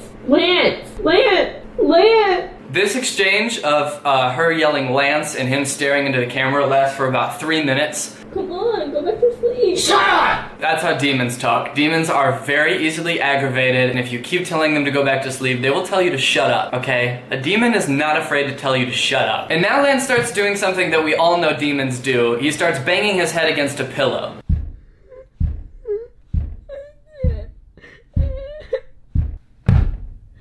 Stop. Now. And then he starts scratching his wall. I like that he's scratching his wall barely enough to make a scratching sound, but not so much that he'll damage his wall. Demons are real sticklers for interior decorating, and they really don't want to mess up your paint. Stop. Now. Uh-oh.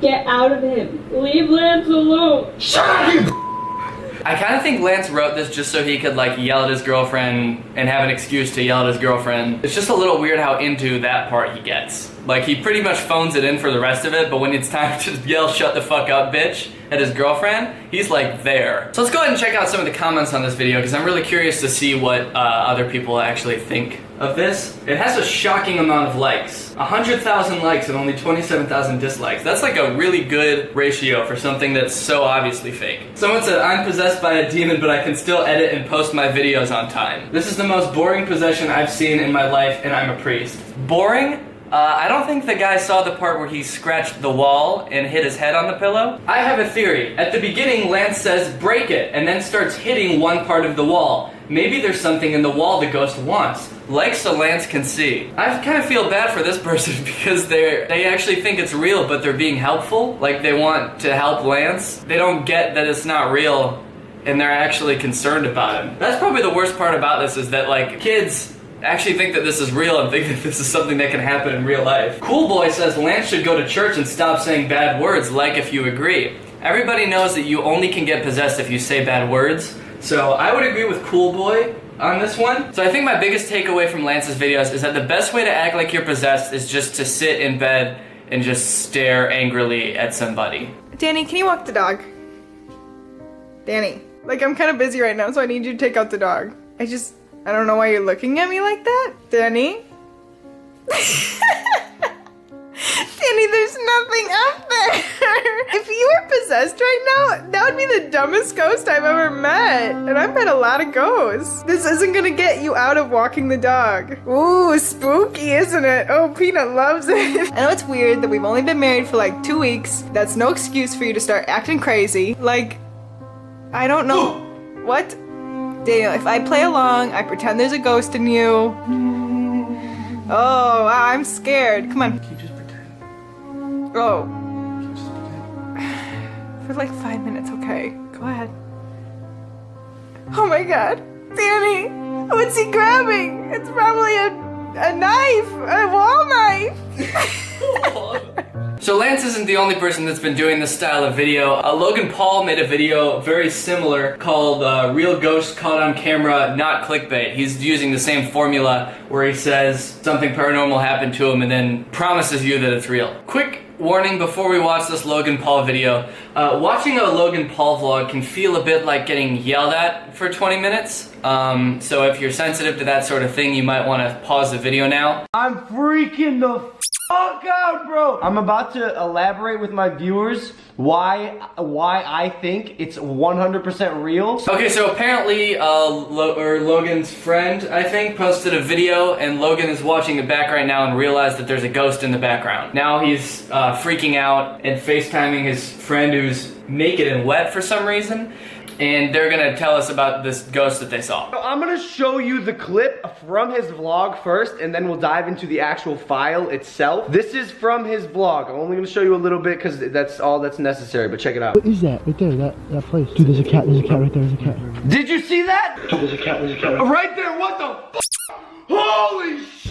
Alright, I think we're amping it up a little bit too much, Logan. It's just like smoke that passes by. Even if it was a ghost, would you really be that excited? Have you ever met anybody that excited about anything in real life? Holy Alright, we're gonna take this frame by frame. Right here we see the ghost approaching, right? It passes through, like very clear, it almost like jumps through space a little bit. You see the ghost like form. You see it form again when George's flashlight is finished cutting through it. To me, it is so clear that it is a person. Cue the spooky music that everybody wants to put in their videos for some reason. What makes this stand out for me, and for me to say this is a ghost, this fucking hand. This is a hand, son.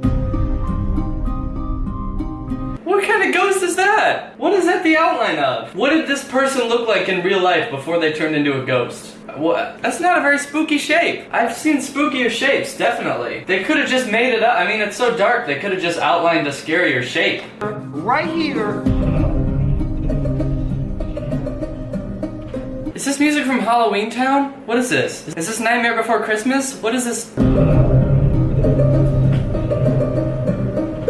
I wouldn't have thought this was scary if it weren't for the music, honestly. So the rest of the video is basically just him freaking out about the ghost that he saw. I think that like the real problem with these videos is that the vloggers already had like a tendency to exaggerate their lives and make them seem way more interesting. And I think that's harmful to like kids because nobody's life is this interesting.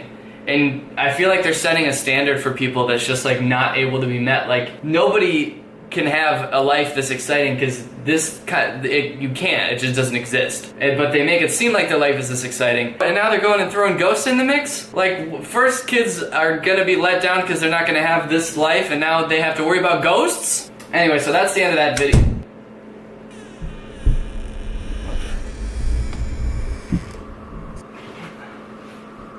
What is that? Hello? A Ouija board! Okay.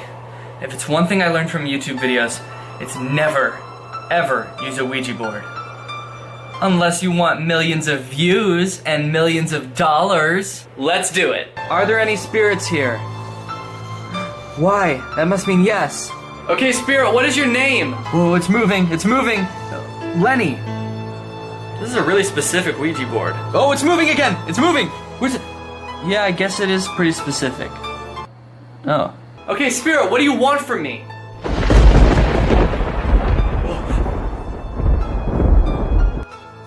Are you Lenny? Yep. Why are you haunting me? I really like your videos. I just wanted to know if you wanted to collab. What? Well, I'm a YouTuber. I do lifestyle videos, life hacks, stuff like that. I've been trying to get my channel more subs for a while now. I've actually been haunting Lance Stewart and Logan Paul. Wait, that was you? In their vlogs? Yeah, well, I've been trying to get them to collab with me, but they keep putting me in their videos without shouting me out. Oh. Well, I'm not really looking for a ghost to collaborate with right now. Oh. Are you sure? Yeah, I'm pretty sure. No! I'm gonna go haunt Jake Paul. Alright, man, good luck. Alright guys, well I hope you enjoyed this video. If you're new here, make sure you subscribe. Shout out to LPS Cutie TV, thank you for turning on my notifications. Thanks for watching, and I will see you guys next time.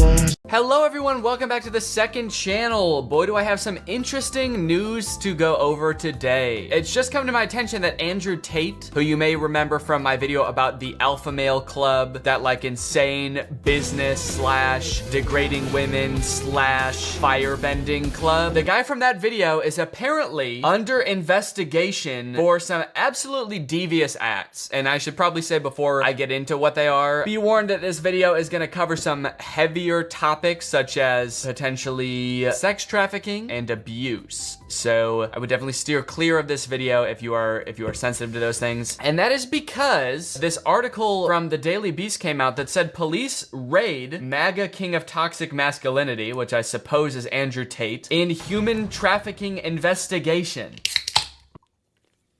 If you're gonna show this can you blur it, please? Because I don't want these fucks who make this sparkling water to get any free promo. I haven't really read this article yet, so I'm curious to see what it says, but in the video, I talked about how he has this like webcam empire where he convinces women who would never do any kind of sex work to get into the webcam business. And it sounded to me very abusive and manipulative. And in my head while making that video, I'm thinking like, this literally sounds like sex trafficking. But since sex trafficking is a crime and I don't wanna like defame this guy who might have been running a very legitimate business, I didn't want to be like, this guy's a sex trafficker. But lo and behold, this dude is literally under investigation for sex trafficking. Holy shit. I mean, this is insane. Romanian police raided the home of prominent pro-Trump online personality Andrew Tate this month as part of a human trafficking investigation. Before the April 11th raid, Tate was best known as a kickboxer and a vocal Trump supporter in the online far right. I guess I didn't realize he was such an outspoken Trump supporter. I mean, that makes sense, like given everything we know about him, but I did not come across that when I was making my video about him. I guess I was mostly just focused on the club, and we dove a little bit into like the kind of stuff that he does on the side or like how he makes his money. But yeah, I've since found out a lot more about him, so we'll go into that too. He's got a very far right presence. On social media, Tate portrayed himself as a wealthy cigar smoking playboy, prompting one admirer to dub him the king of toxic masculinity. But Tate's treatment of women had an ugly side. No shit. One of his admirers actually dubbed him the king of toxic masculinity. But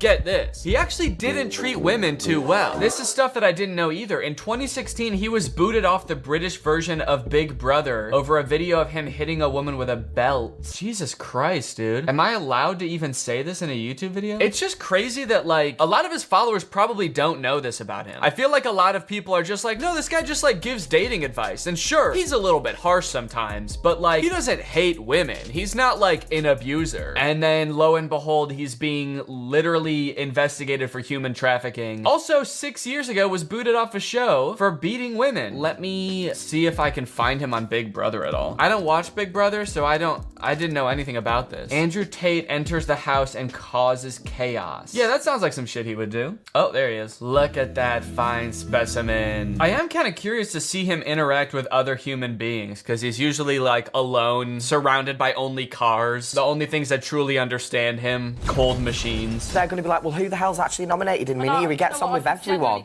So they're not going to understand. The second he gets around other people, he's just extremely overwhelmed and can't form a sentence. I'm around real women and men for the first time? Fuck, what do I do? I think Jackson, Marco, the kind of No, but right now with the dynamics that are going on in the house, I definitely think Marco's going to be the better choice. If we don't end up... fuck people's Well, we're going to do a heads vote. up. We're going to do a vote on this one. Yeah, Marco. vote. He seems kind of shy. I don't know. Everyone else is like interacting and he just kind of chimes in occasionally with like, no, we should do this.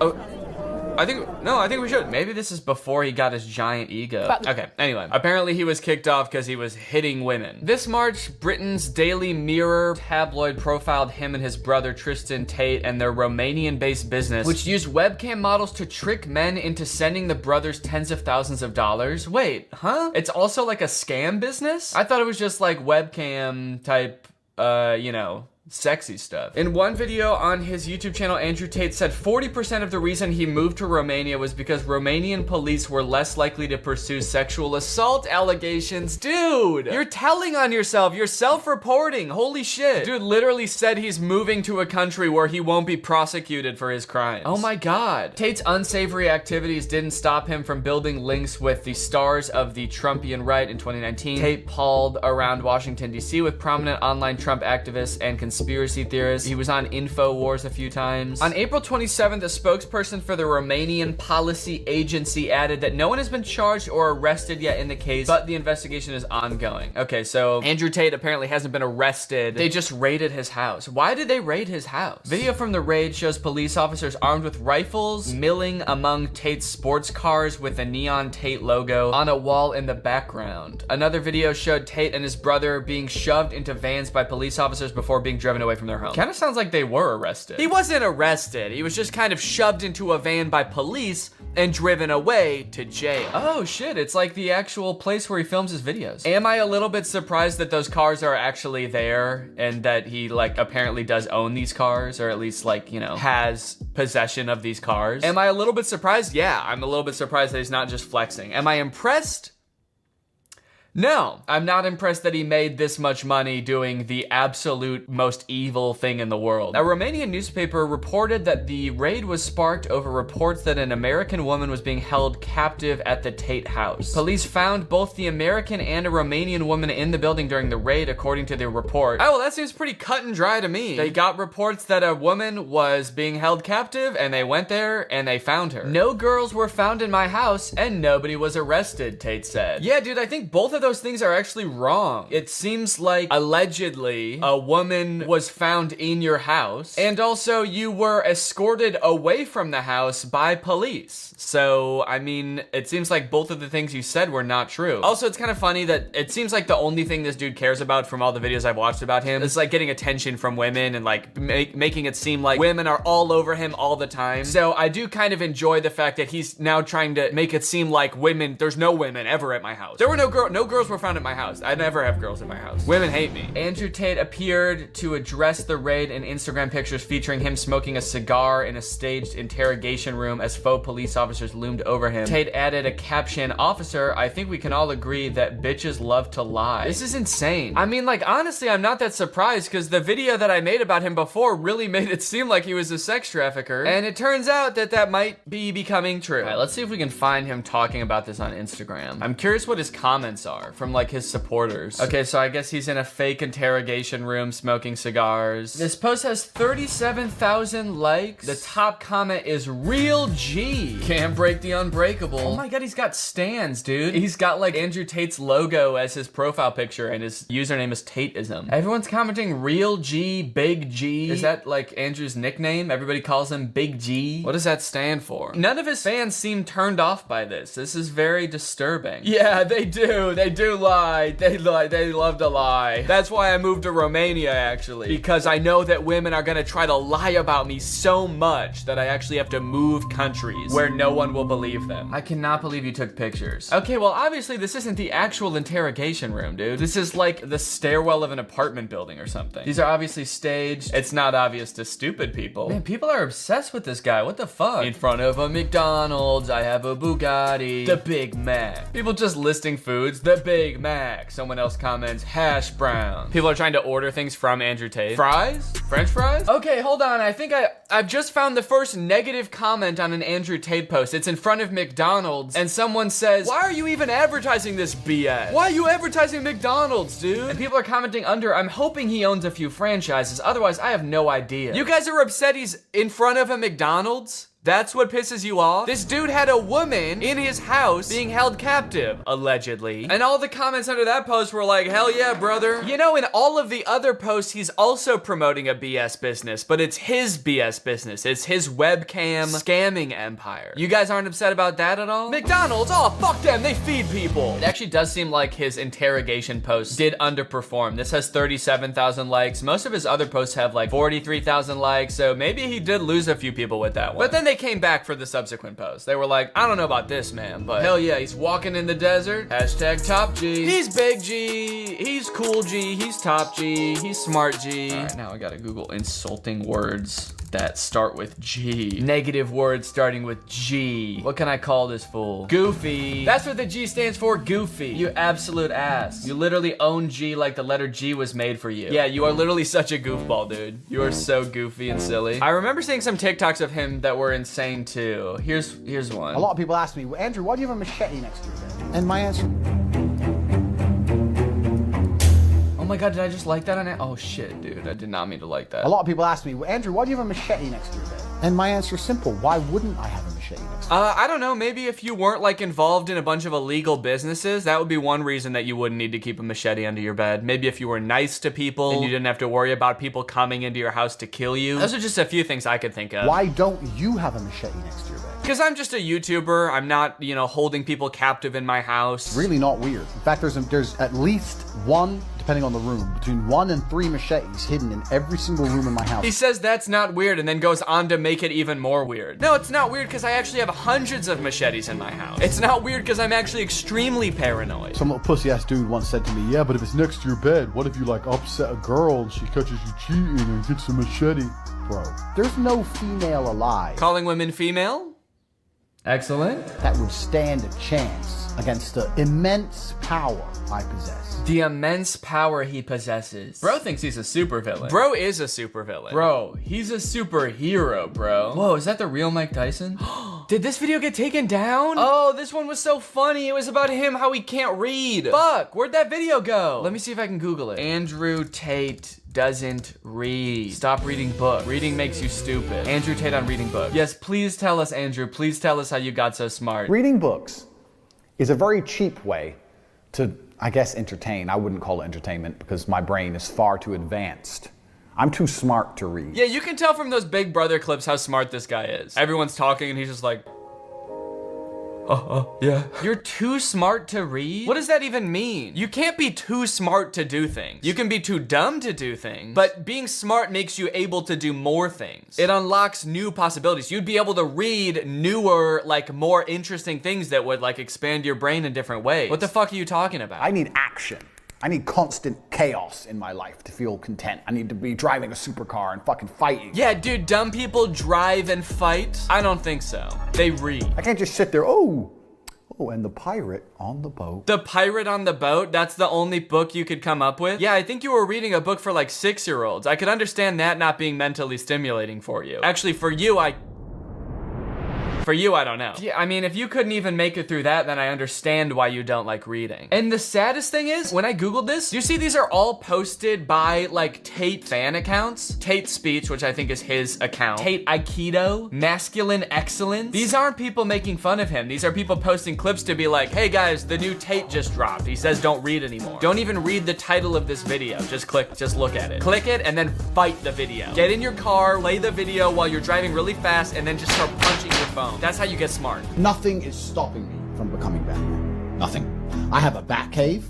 Okay, yeah. I'm charismatic. I'm charismatic. Sorry, I'm just gonna keep playing the clip over and over of him sitting in the room like, oh. I'm charismatic, dude. I'm suave with the women, all right? When I'm in a room, everybody knows my presence. And I don't just sit there silently. Like the one time anyone's ever seen me in a room with other people, how I did back then, that's not how I do it, man. I'm charismatic. Nothing's stopping him from being Batman. I mean, he is rich and does have cars and shit, but I think there is something stopping you from being Batman, and that's why you're not Batman, right? You're not actually out like fighting crime, helping people, trying to make a difference in the world. So there is something stopping you. I understand why it's kind of hard for you to put your finger on it, but it's your personality. It's like the way you view the world. That's what's stopping you. Because you're right, someone with your amount of wealth and charisma should be using all of those things to help people. But instead, you have a podcast where you talk shit about women, and you have a business where you exploit women and use all of the money for your own personal gain. So I think, you know, if I could help you out for a second and just like point to the thing that's stopping you from becoming Batman, it's just like, it's just you. It's just who you are. Oh, and the top comment here says hair. Yeah, that too. Ooh, people in the comments arguing about how rich he is. Yeah, bro, he's not that rich. And then the person who posted this video said 100 million plus. LMAO, definitely not. Yeah, Batman is $100 billion. Batman owns satellites. I don't think Tate can afford that. Yeah, that's true. I mean, even if this dude is rich, he is not as rich as Batman is. How much is Andrew Tate worth anyway? Now I'm curious. This website says 20 million. This website says 30 million. I honestly actually don't think you could swing it. I don't think you could be Batman. $30 million?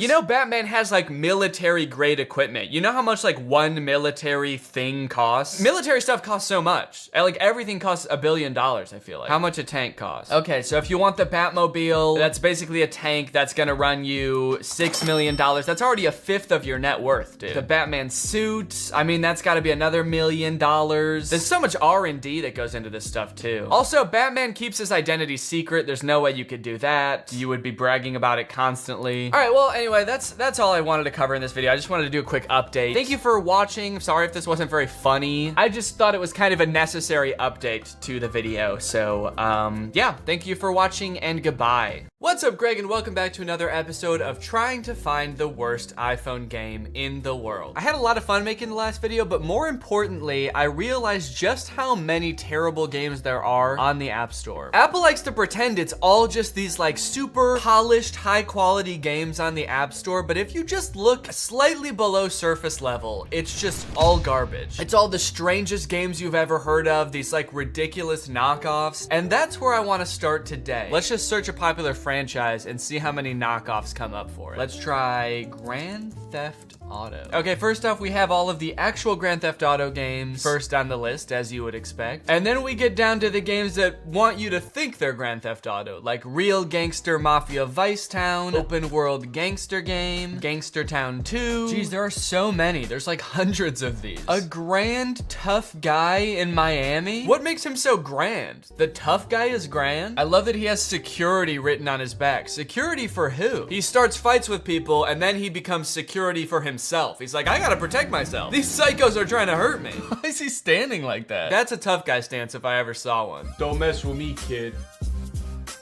Fuck around and you'll find out why. This app includes Crime Simulator, beautiful Miami crime style landscape. I've always wanted to visit Miami for their beautiful crime style landscape. Interesting rap hip hop music. You can tell whoever made this game just has like no real life ties to like any of this culture. They're like, the rap and hip hop music is very interesting. Download a grand tough guy in Miami for free and win the mafia war between gangster bands. Bands? Back the fuck up, Tony. You know these are our streets, all right? And the only way that you're taking over this side of town is if you out-rock us. Okay, grand tough guy in Miami is getting downloaded. Let's try another popular franchise. What if we type in Spider-Man? We got Spider Fighter, Spider Fighter 2, Amazing Rope Police, Open World Rope Hero, Super Rope Hero. So many of them have rope in the name, it's almost like they think people searching for a Spider-Man game might be searching like, who's the guy that shoots rope? Who's the rope hero? Oh, I love that guy that shoots rope. What was he bitten by again? A radioactive cowboy? That's right, Cowboy Man, who shoots lassos out of his wrists. Okay, this is interesting. Gorilla Hero,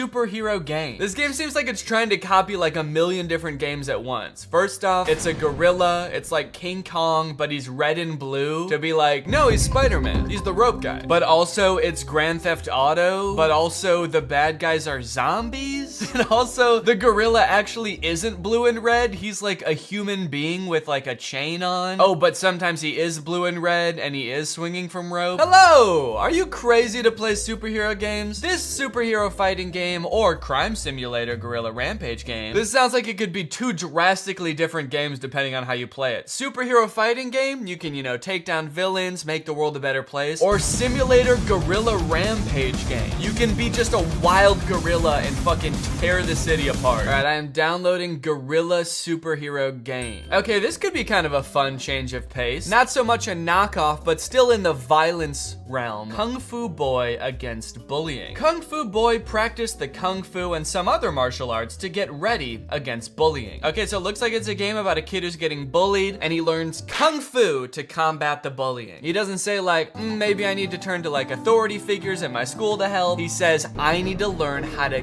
kill these bullies. Oh, okay, you get to go to the tournament. What is this needle button? Are we taking steroids? Actually, I don't know what a lot of these buttons are. Maybe this is a pin for like pinning up your costume to make it look better, but then you've got like, oh, the first place button. Stand on first place. Give me the trophy. I win first place. All right, this one looks fun. I will be downloading Kung Fu Boy against bullying. The president. The boss has arrived in office. Okay, this looks fun. It's another kind of like simulator game. You can choose whether you want to be a man president or a lady president. You can make new laws, like everyone should do the chicken dance. And there they are, everybody doing the chicken dance. Did I also make a new law where everybody has to either be a guy with a beard in a green hoodie, a milkman, or a girl with a star on her shirt? Make OnlyFans illegal.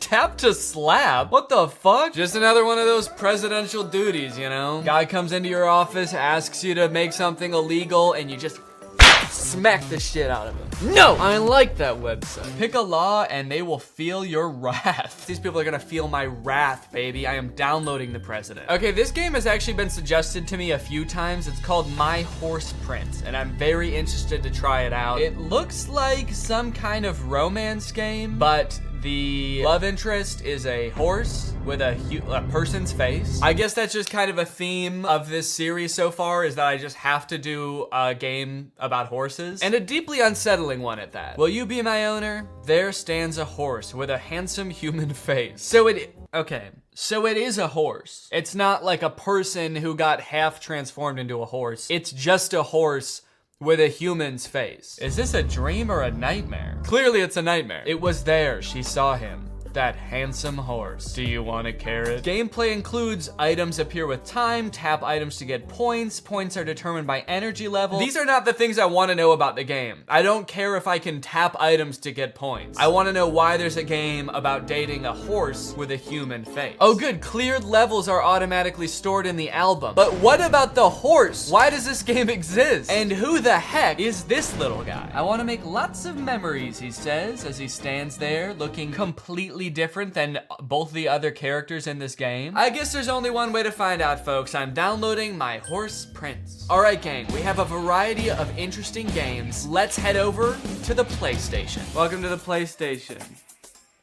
This is where I play my games. It is time to play the games. First game, Grand Tough Guy Miami, baby. Let's see what this game is all about. Okay, what kind of interesting cityscape has this dropped me in? I've got my character here, the security guard, who is standing with the absolute toughest stance I've ever seen. And just when you think you're getting ready to start peacefully exploring the world, asshole. This guy calls you an asshole and squares up for absolutely no reason. I was walking away from him. I don't know what I could have possibly done to make him upset. Maybe he was expecting me to compliment his cool tough guy posture. But regardless of why, I had to figure out how to fight immediately, which was admittedly harder than I thought it was going to be, because of the 2 buttons they give you to fight, only one of them works. The kick button just does not work. Doesn't do anything. He won't kick. Kick, motherfucker, kick! Okay, well, I guess I killed him. Is this guy gonna try to fight me now? Yes, he is. Is he gonna try to fight me? Oh, shit. Yeah, the whole beginning of this game for me was a disaster. I immediately got beaten to the brink of death by this guy, who continued to call me an asshole for the entire time he was kicking my butt. Asshole. And then this guy came out of nowhere to finish the job. After this, you're directed to your very first mission, which is to help your friend hide his drugs. So you navigate through the map of Miami, which I must say, game devs, you really outdid yourself on the accuracy of this one. What is that? Mountain? Is it mountains? Ah, yes, those famous Miami mountains. That's the crime landscape they were talking about. Those mountains are criminals. You captured the crime landscape of Miami perfectly. From the, like, 2 blocks of suburban neighborhood to the perfectly square right angles of the coast. I mean, I have to say, really made me feel like I was back in Miami, baby. Now I have a little weed button. Bing bong. So, stash place 1.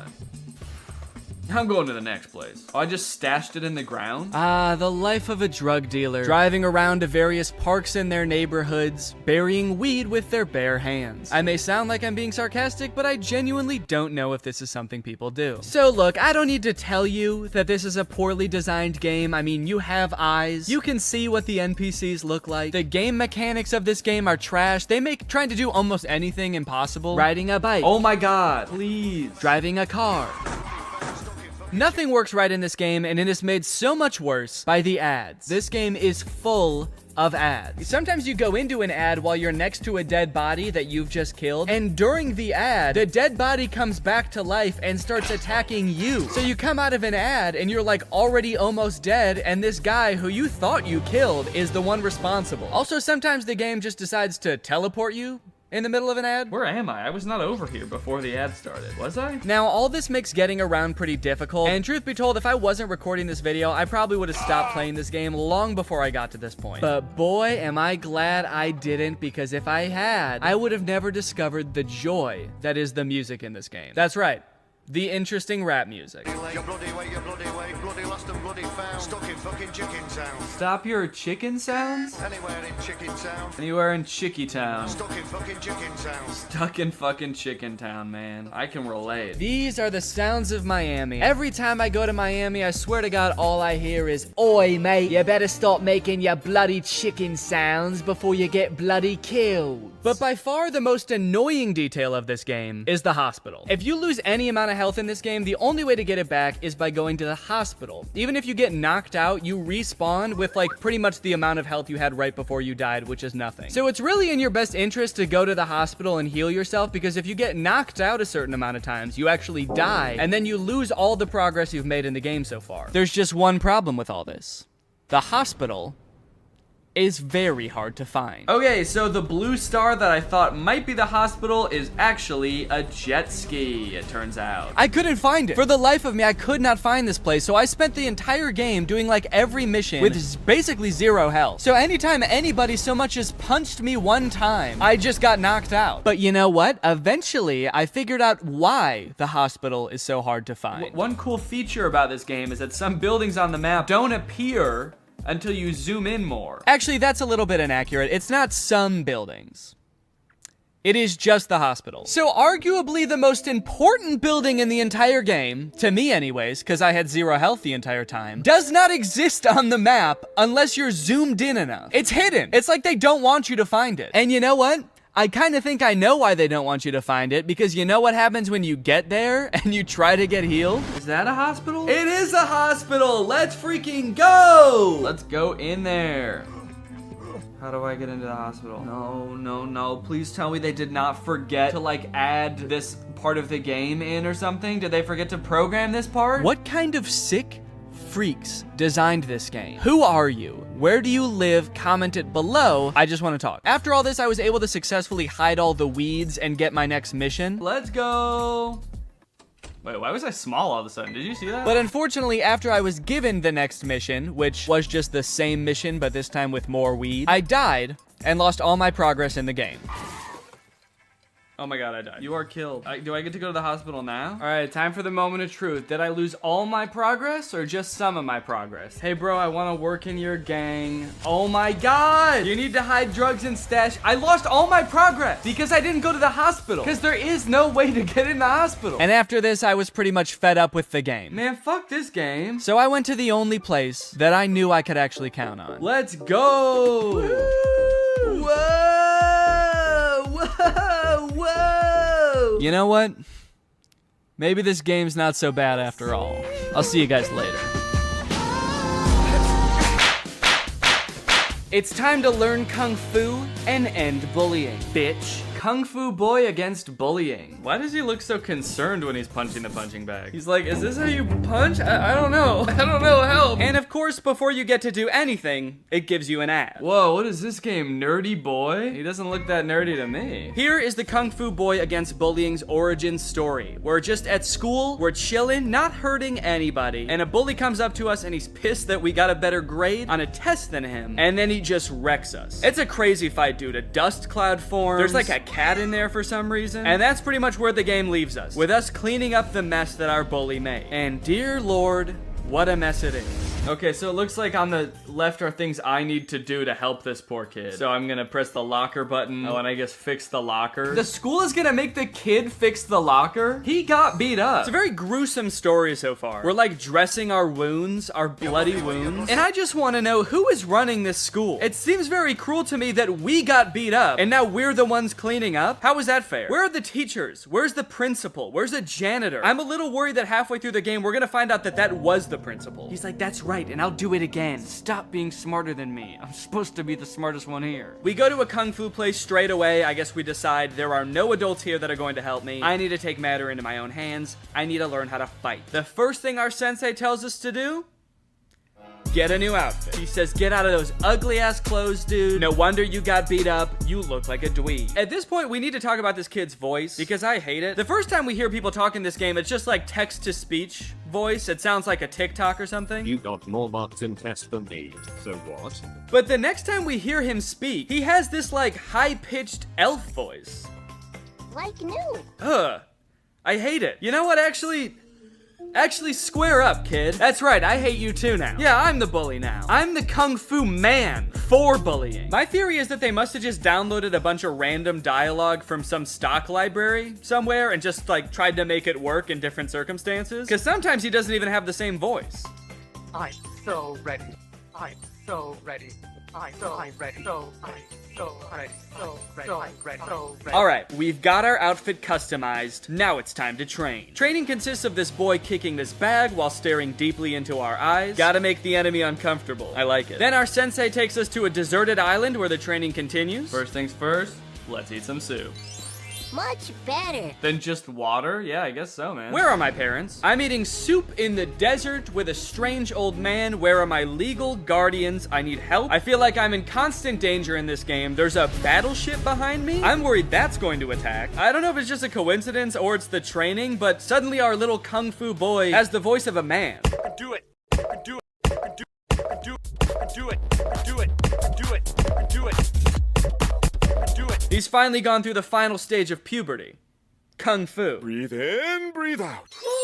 That was really bothering me. What was bothering you? What are you talking about? Oh, man, I was really wondering when someone was gonna come along and put a rock on my back while I plank. Thank you so much. God, that was really bothering me. Here's the messed up part. Halfway through training, our bully finds us while we're eating with the sensei, and he takes pictures of us through the window. And then in the next scene, the pictures are all over school, and we've gotten the shit beaten out of us again. This game is ruthless. I mean, really, we're trying to get ourselves out of a bad situation. He can't even cut us some slack for like a day, but our just desserts might actually be right around the corner because right after this, the game presents us with a pretty interesting development. Hi, George. My bully. Get ready for the tournament. Is he going to a tournament with me? Am I going to be fighting him in a tournament? This is going to be sick. That's right, we get to face off in a tournament against the bully that started it all. And to get ready for this tournament, we decorate? That was really bothering me. What am I doing right now? Why am I decorating this room? I thought I was just packing my bags for the tournament, but then it was like, and put a couch down, put on a weird hat, and some silly shoes. All right, it's time to show this bully who's boss. It's time to use everything we've learned in a series of complicated kung fu challenges that will test our skills. Unfortunately, the game does not let us participate in this part. We just get to watch a cutscene of the two boys chopping wood with their bare hands and then getting into another fight. Fortunately, we absolutely maul this kid. We destroy him. Let's go! I guess that's what separates us from the bullies. Sure, I will beat the shit out of you so hard that you'll wish you were never born, but only for a trophy. I'll only do it in a controlled environment where people are watching it happen, and then I get a big reward and you don't. And to be fair, when I'm done, I'll clean him up. I'll pick the little leaves off of him. I'll, you know, sedate him with this needle? Sure. I'll also stitch his chest shut. Actually, a little too graphic. I think we might have gone a little bit too hard on the poor lad, but nevertheless, I'm happy we did it. I gave myself a medal and took a picture to commemorate the occasion, and then the game informed me that it was all done. Congratulations. Thank you. Game done? Is that what it said? Sorry, did I just beat the game? That was it? And that's how I ended bullying. Now I'm going to become the president. Hello and welcome to the Oval Office. It's time to talk about the president. I immediately started this game by making a grave mistake. I clicked don't allow to send notifications. Maybe I should have clicked allow. They might need me for something in the middle of the day when I'm not paying attention. Like if my world is about to get nuked by aliens or something, I'll probably want to be able to be reached. But a good president never admits they were wrong, so it was time to take the oath of office. Why is the person that's in charge of like the oath of office like a train conductor? So this is mostly just a game where you pick between two options, a good option and an evil option. The only problem is the consequences of picking either option are pretty unclear. In fact, it seems like most of the time it's completely inconsequential. Repeat after me. I do solemnly swear that I will faithfully execute the office of president. That I will steal all public property. Screw it, dude, I'm clicking that. Haha, nice joke. This guy's just like, yeah, okay, dude, good one. Can we keep doing the oath now? That was not a joke, okay? You don't think I'll do it? I already am. He looks down and his train conductor uniform is just gone. He's naked. And I'm starting with these. So I signed my presidential oath, I do a little dance, and that's it. I'm the president. It should be noted that this little dance is my favorite part of the game. It's actually one of the only good parts of this whole game. He just looks like he's having so much fun. It's funny, it's silly, and the president isn't the only one that gets to do it either. This lady comes into the office to give me a gift, and then she starts doing the dance. When I sign things into law that all my citizens like, they start doing the dance. How sick is that? I never wanted to be president before, but if this is what it's like, sign me up, dude. Call me Joseph Brandon. The craziest part of this game has got to be the public executions. Yeah, no, really. There are public executions in this game. Execute. Old President Dan runs a bit of a different kind of society, I guess you could say. Say one bad word about me, and I will strike you with lightning. I will harness the power of the gods, and I will wipe you off the earth, unfortunately. One of the laws you can sign is that, like, everyone should fight, and obviously the citizens, they don't like that. And they start speaking out, and the game gives you the option to execute somebody. Isn't that insane? This game has such, like, a cute art style. I was not expecting that. I just know that after summoning this lightning and destroying this man, my little guy is at his podium just like... And the game appears to get even darker from there. Pardon death row prisoners? I robbed a bank to pay for my daughter's hospital bill. Yeah, man, I don't know. I was looking for something a little more light. I think I'm gonna move on to the next game. Hey guys, it's me, your favorite superhero. Rope Man. Guys, I don't want to spoil the review for Gorilla Superhero, but I really like this game. Whoa, what did I just stumble across here? Oh my god, he is getting into it, dude. Yeah, this guy seems cool as hell. And sure, I had questions. Why does he have human hair? He already has fur on the rest of his body. He's got like bleached blonde hair. But his dancing put me in such a great mood that I was willing to look past all that. I don't think I'm gonna be able to do the whole review like this.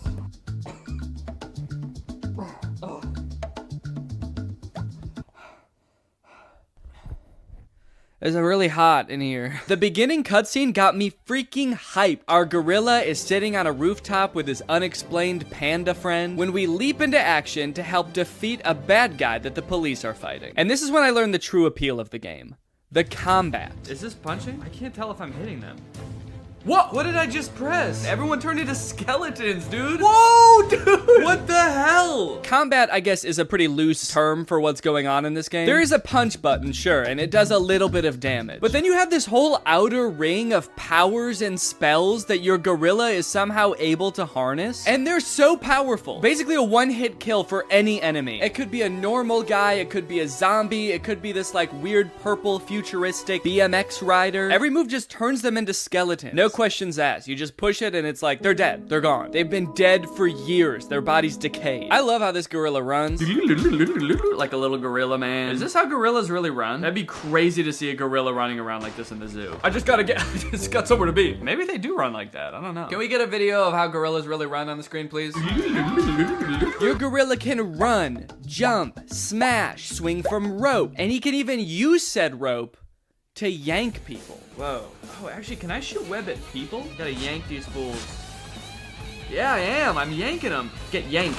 You can yank people. You can yank them to their death, which is quite frankly how I want to go. I don't want to die, but if I have to, make it by a monkey. Make it by a monkey yanking me with a rope. I want to be walking around my city, my beautiful crime landscape city, and I want a giant gorilla to land next to me and shoot a rope at me, and then he just yanks me. And then that's just it. Lights out immediately. The last thing I experience in this world is just like a moment of like zooming toward a monkey. Now you might think that having such earth-shattering powers would be a constant net positive, but to be fair, there actually were a few instances where they got in the way. I wonder if I can steal this cop car.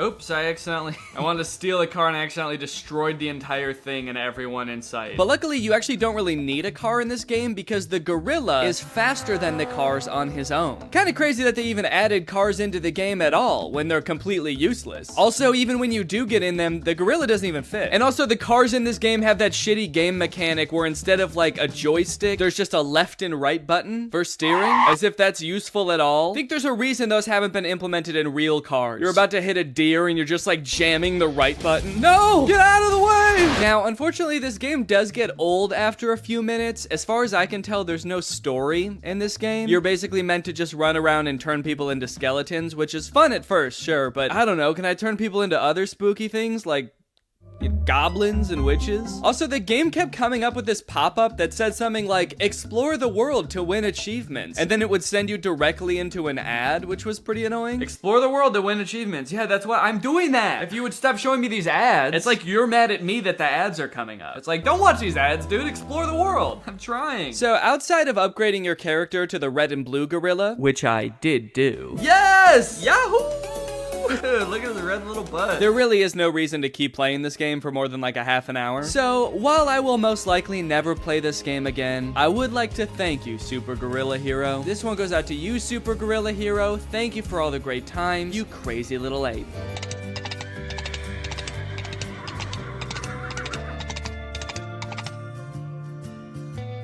Howdy. Yes, my friends, it is finally time to talk about My Horse Prince. Apparently, the second I downloaded this game, it decided it's actually not called My Horse Prince, it's called something else. But fear not, the game is still about a human-faced horse. I know that's why you guys were sticking around. I know what my viewers want. This game kind of flows like one of those episodes or chapters type games. First, I had to name our main character. I thought I was naming the horse, so I accidentally named her Horace. And Horace explains that she recently moved to the countryside to get away from her ugly middle-aged coworkers. I poured so much of myself into my work that my only interaction with men was at the office. An office full of middle-aged salary men nobody would call attractive. The hell? Bunch of old weirdos that literally nobody could love. Okay, so she moved to the countryside to try to find a Prince Charming of sorts. She's on the hunt for some hot guys. And then we meet this guy. This guy owns a ranch where they train racehorses. I don't know why he looks like that, and they never acknowledge it. Dude, you know Horace is pissed right now. She traveled all the way from the city to the countryside to find some hot guys, and then she meets this guy? This, I have to imagine, is the exact type of guy she was trying to get away from. I mean, sure, I don't know for a fact that they look like SpongeBob drew a middle-aged man with that magical pencil and it came to life. But look at this guy. He's not exactly a hot guy. Are you here to see some horses? Oh, yes. Well, there's one over there. Go have a closer look. And there he is. He has a human head? What's that? Missy, don't tell me. You're seeing the horse as a man? You got real long when he said that. You're seeing the horse as a man? So it turns out that Horace is actually the only person that can see a human face on this horse, lending further credibility to my theory that this is not a human with a horse body. It is a horse with a human face, who should not be pursued romantically. That's just Danny's 2 cents. Let me guess. Your year of the horse? Yeah, I am. I've heard that weird girls born in the year of the horse sometimes see horses as attractive men. People with the ability are really something special. I don't know, man. It kind of sounds like he's trying to make it seem like a superpower, and quite frankly, I very much disagree. This is a curse. It's not some ability that you can choose to use that somehow gives you an advantage over other people. You're cursed. Every time she looks at a horse, it's some guy. She looks horses in the eyes, and they're like, hey, sorry, but if you gave me that in a game of like, would you rather, I'm picking the other option every time. Anyways, let's talk to this hot horse some more. People with the ability are really something special. Praise, praise. Wish I could get attracted to one of these things. I'm around them all day. Don't worship me.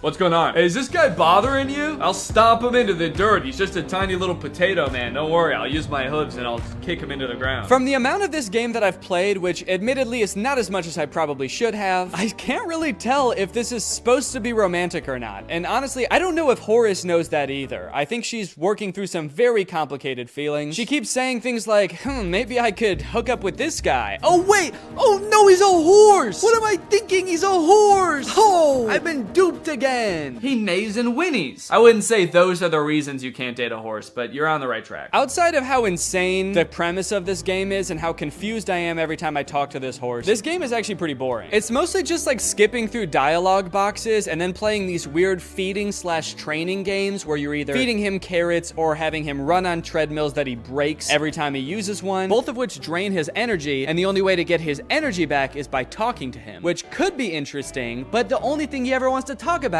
is horse stuff. You like ranches? What do you think of carrots? I don't care about the carrots. I want to talk about hot guys. Call me crazy, but this game did not exactly draw me in and make me want to play more of it. It's kind of wild that they made a game that has such a weird premise that you can't help but want to click on it, but then they totally fumbled in the execution. How could a game about dating a man horse be so bland? So yeah, that's it for this game, and you know what? That's all the games. That is all the games I was going to talk about today. I hope you guys enjoyed this video. I'll see you next time. Bye-bye.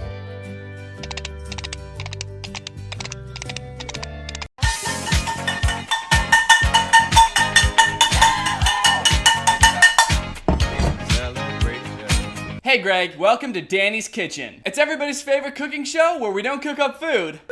We cook up pranks. So I've already done 2 videos about Troom Troom before, right? They're this DIY, super fun, crafting, life hacks YouTube channel that makes just the best pranks. And I've made fun of their pranks a lot. I've made fun of just about everything about their videos. And while I've speculated about how bad their pranks would be in real life, I've never actually tried them. So that's what I'm gonna do today. So I'm not just gonna be testing any old Troom Troom pranks. Troom Troom has a new genre of pranks that they've been doing that are called edible pranks. And no, the prank is not involuntarily feeding weed to people. I thought that might be what it was when I first read the titles, but has nothing to do with weed. In my opinion, the best pranks will make the person who's being pranked feel like they've gone insane. There's this one prank that I think exemplifies that really well. It's not by Troom Troom. It was on some foreign TV show. I remember seeing a clip of it on YouTube, but it was this tourist couple asked somebody to take a picture of them from across the street. As they were crossing the street to come back and check out the picture, a van crosses by and they hop in the van and 2 old people hop out without the person realizing, and then they walk back up to get the picture. It makes the dude think, wait, did I just take a picture of these people? Who the fuck are these people? Am I going insane? That's what I think a good prank should do. Troom Troom has taken a different approach to pranks. These edible pranks are not supposed to make the person who's being pranked think they're insane. It's supposed to make the person who's being pranked think their friend is insane. Let me show you this first prank as an example. My friend wants to eat my cookies. No way! Then she takes her phone and bites off a piece of the case while talking.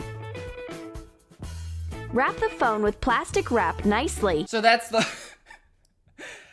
whole prank. It's, oh, my friend won't let me have some of her cookies. I'm gonna eat my fucking phone case. And I guess the prank is just my friend's gonna think I've lost my mind because I'm so hungry that I just start eating my phone case. So I bought the ingredients to do this one. So now we're gonna follow along step by step and do the dang prank. First, I need my phone. Wrap the phone with plastic wrap nicely. Wrap the phone with plastic wrap nicely. Okay. Oh, what the fuck? You know how they usually have like a razor thing here so that you can cut it easily? I couldn't find it. For some reason, it's here. So you like wrap it around and go like that. I've never cooked. So wrap the phone in plastic wrap nicely. It's important that you do this nicely, like the tutorial said. Otherwise, your phone's not gonna want to stay in. You have to say, okay, sweetheart, we're going in the plastic wrap now. Be a good girl. Okay, I wrapped it up nicely. Sprinkle a mat with powdered sugar or starch. Sprinkle a mat. Hopefully this works. Now I need powdered sugar. I probably should have got everything out before I started, but I forgot what I needed. So she said powdered sugar or starch. Not really sure what this is, but I'm gonna use this. Flour. Okay, that's probably starch. You know, Troom Troom is obviously made by, I don't know if it's Russian people or Ukrainian people, and then poorly translated into English. So a lot of their times, their videos are very poorly translated, and they end up using not the exact right word. And I think that's what happened here. I think they meant flour. And roll out sugar paste to get a thin layer. Roll out sugar paste to get a thin layer. Now, like I just said, Troom Troom likes to poorly translate their videos a lot. And I spent about an hour in a grocery store trying to find sugar paste. I even asked employees where the sugar paste was, and they looked at me like I was insane. And then I found out that it's called fondant. Okay, roll it out. They're using a cup. I feel like a rolling pin is the right thing to use for this, but maybe I don't have a rolling pin. I'll use a cup. Man, you know what doesn't feel good? Having flour all over your hands. Feels awful, actually. It's like the worst texture. Alexa, remind me to never be a chef. I've spread it out into a pretty thin mass. Okay, I think I'm happy with this thickness. I got a big white blob on my tray, and I think I'm ready to wash this fucking flour off my hands. Again, feels gross. Okay, next step. Wrap it around a glass and put it onto a phone. Okay, they used a much smaller piece. Maybe I should cut some of this off. I believe a knife is the proper tool for this. Cutting and whatnot. Maybe I'm not so bad at cooking after all. Wrap it around a cup. Doop, doop, doop, doop, doop, doop, doop. Set my phone down. And then just roll it on top of my phone. Really hope that that's sealed up. This is my actual phone that I use every day. So I really hope I don't fucking ruin it with sugar paste. Press the paste over the phone. Define the corners and sides. Cut off the excess. Turn over the phone and the mat together and fold the edges inside. Go in here. You just gotta basically karate chop it. Nobody's gonna believe this is a phone case. It's lumpy as fuck. Now I'm gonna cut off the excess, flip it around, wrap it on up. All right, it's looking like a phone case already. Yep, it's the exact shape of a phone. Wait a few hours to get the sugar paste hardened. Wait a few hours for the sugar paste to harden? My phone's in there. I thought I was just gonna be able to take it right out or something. All right, well, let's just set this prank aside to simmer, and I guess I'll get my phone back at some point. While we wait for that to harden, let's move on to the next prank. This one comes from a video called 14 Funny Summer Pranks / Prank Wars. And if you just look at the thumbnail, this is one of the pranks we're gonna be doing. It looks like it's like a crazy ice cream cone. Like I was, you're probably wondering, how did they get that cool spiral shape on an ice cream cone? It's even dripping like a regular ice cream cone would on a nice hot summer's day. Well, I'm gonna show you exactly how to make a cool spiral ice cream cone to prank your friends. Phew, it's so hot. The best idea is to eat some ice cream. The friends give cooling surprise gifts to each other. Let's see what it is. Make a white sugar paste ball. Put the ball into a wafer cone. Pour topping onto the sugar paste ice cream. Emma gets her ice cream, but it doesn't melt. And it doesn't taste like ice cream. Although, it's sweet enough. Well, I don't actually cool down the way I want. But Dolly gets a surprise gift too. So the first girl gives her friend like a hard ball of sugar that's not cold like ice cream. It doesn't melt. It's just like this hard mush instead of ice cream. But don't worry, the other friend's got a great prank that she's gonna use to get back at her friend. Let's check it out. But Dolly gets a surprise gift too. There is a light bulb cone in her package. So it wasn't ice cream? It's just a fucking light bulb. In the thumbnail, it was like dripping like it's ice cream. It's not really ice cream. The prank is just, hey, give your friend a light bulb. Wow, what a great prank. Your friend's expecting ice cream, and instead she bites into a glass light bulb. Gotcha! Pranked! You've been got. Let's see how they pulled this prank off, because I'm pretty blown away. Hot glue a spiral light bulb into a wafer cone. Okay. They glued a light bulb into a cone. Yeah, I guess that makes sense. So I bought some cones. I bought a whole pack of ice cream cones to use one. And by use one, I mean I'm gonna glue a fucking light bulb in it, okay? And the rest goes in the garbage. Just kidding. Well, I'm gonna save it and maybe feed it to some birds. So I forgot to buy a light bulb. I figured my parents would have one laying around. But the only one I could find is this. It's a green party bulb. So maybe it's gonna be some lime-colored ice cream or something. Lamp contains mercury. So whoever's getting pranked with this one's not only getting a surprise when they bite into it, but they're also gonna have mercury poisoning. That's the prank. I guess I'll put this over here to harden as well. So we got 2 pranks in the bag. They're hardening over there. And we got 1 more to go before we're ready to test these out in the real world. Let's check it out. Dolly is playing in the sand. It's so cute and innocent. Until she starts eating the sand right from a bucket. This is a great prank. I want somebody, just anybody, to think I'm insane. Is that too much to ask? So I'm gonna make them think that I'm eating sand. Grind short crust cookies in a blender. Do I have a blender? That looks like a blender. Haha! I'm not exactly sure how many I need to use to make a significant amount of sand. And just so you know, these are gluten-free. So, they're good. This is gonna be some tasty sand.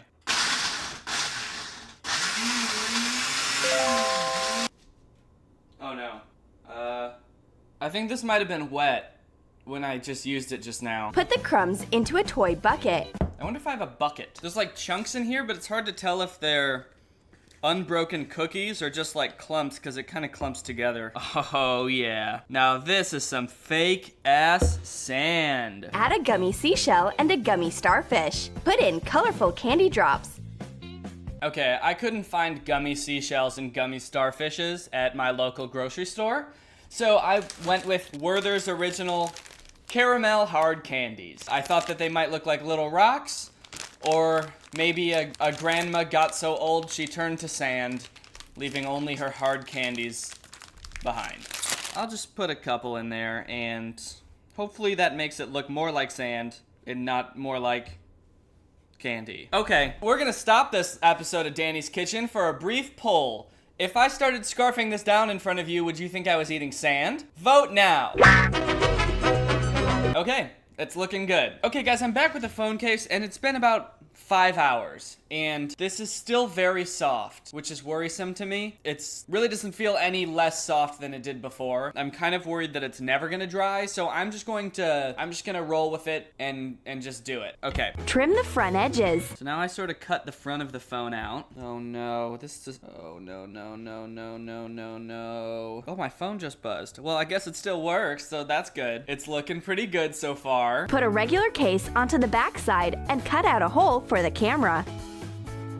Ah, of course. Cut out the old camera hole here. Fantastic. All right, let's take this baby out of the case. There we go. Yep, this totally looks like a phone case. The problem with this prank is that my phone case is black, and this sugar paste is white. So I looked around the grocery store for like any kind of edible paint or dye, and I found this.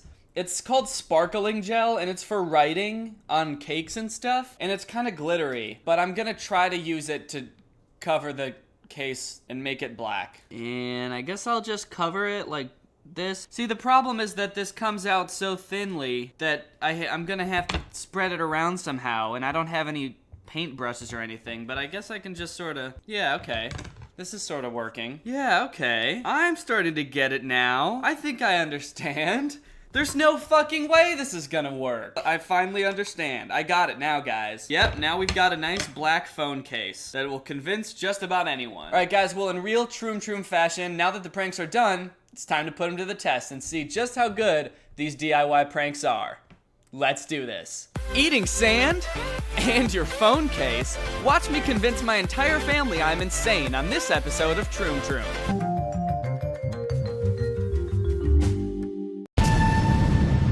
Mother has just gotten home from a long morning shift at Starbucks and is now making food for a local homeless shelter. Watch as her idiot YouTuber son tries to prank her. Do you see what's in the sand? No. Mother laughs, embarrassed that this is the best her son could do. That looks good, Danny. Sam. It's a prank! I'm recording. Of course I know. Do you know I'm recording? Oh, no, but I assumed it was a prank because it doesn't really look like sand. It doesn't? So you knew the second you looked at it, it wasn't sand? Well, yeah.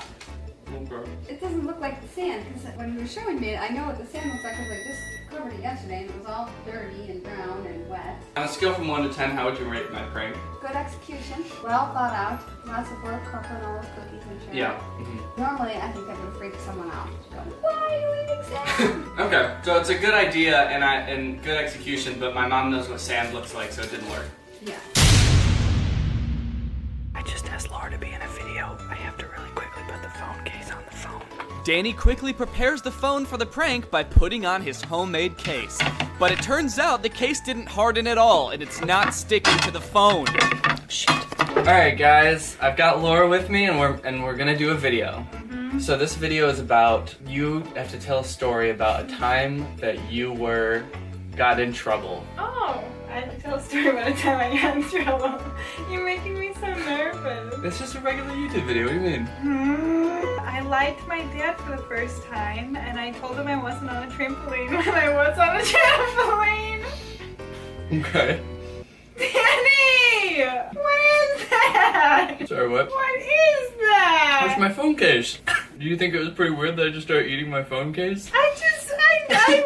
I knew you didn't want me to tell you a story. Are you joking? It tastes really bad. I bet! So you didn't think it looked like a phone No, case? it looks like a white piece of candy. The purpose of this prank was to make you think that I was insane, because I just started eating my phone case. Do you think that worked? No, it didn't look like a phone case. If you had to rate it out of 10, what would you give this prank? It's not even a prank. Like, the biggest part of the prank is you asked me to tell a story and you didn't want it. Okay, well that's it. That's the whole thing. Did you like it? No. Dad is trying to get some work done, but here I go, pranking again. Hey Dad? Yeah? You want some ice cream? Sure. Alright, here you go. It's not ice cream. It's a light bulb. Pranked ya! We got him good, guys. That was a good prank. Did I prank you good? I've seen better pranks. It's kind of just a light bulb. I mean, it's supposed to be like ironic or surprise me or something. You weren't surprised? Well, it's kind of dumb. Okay. If you had to rank it from 0 to 10. I'd go with probably 2. You heard it here first, folks. 2 out of 10. Slightly above Jupiter.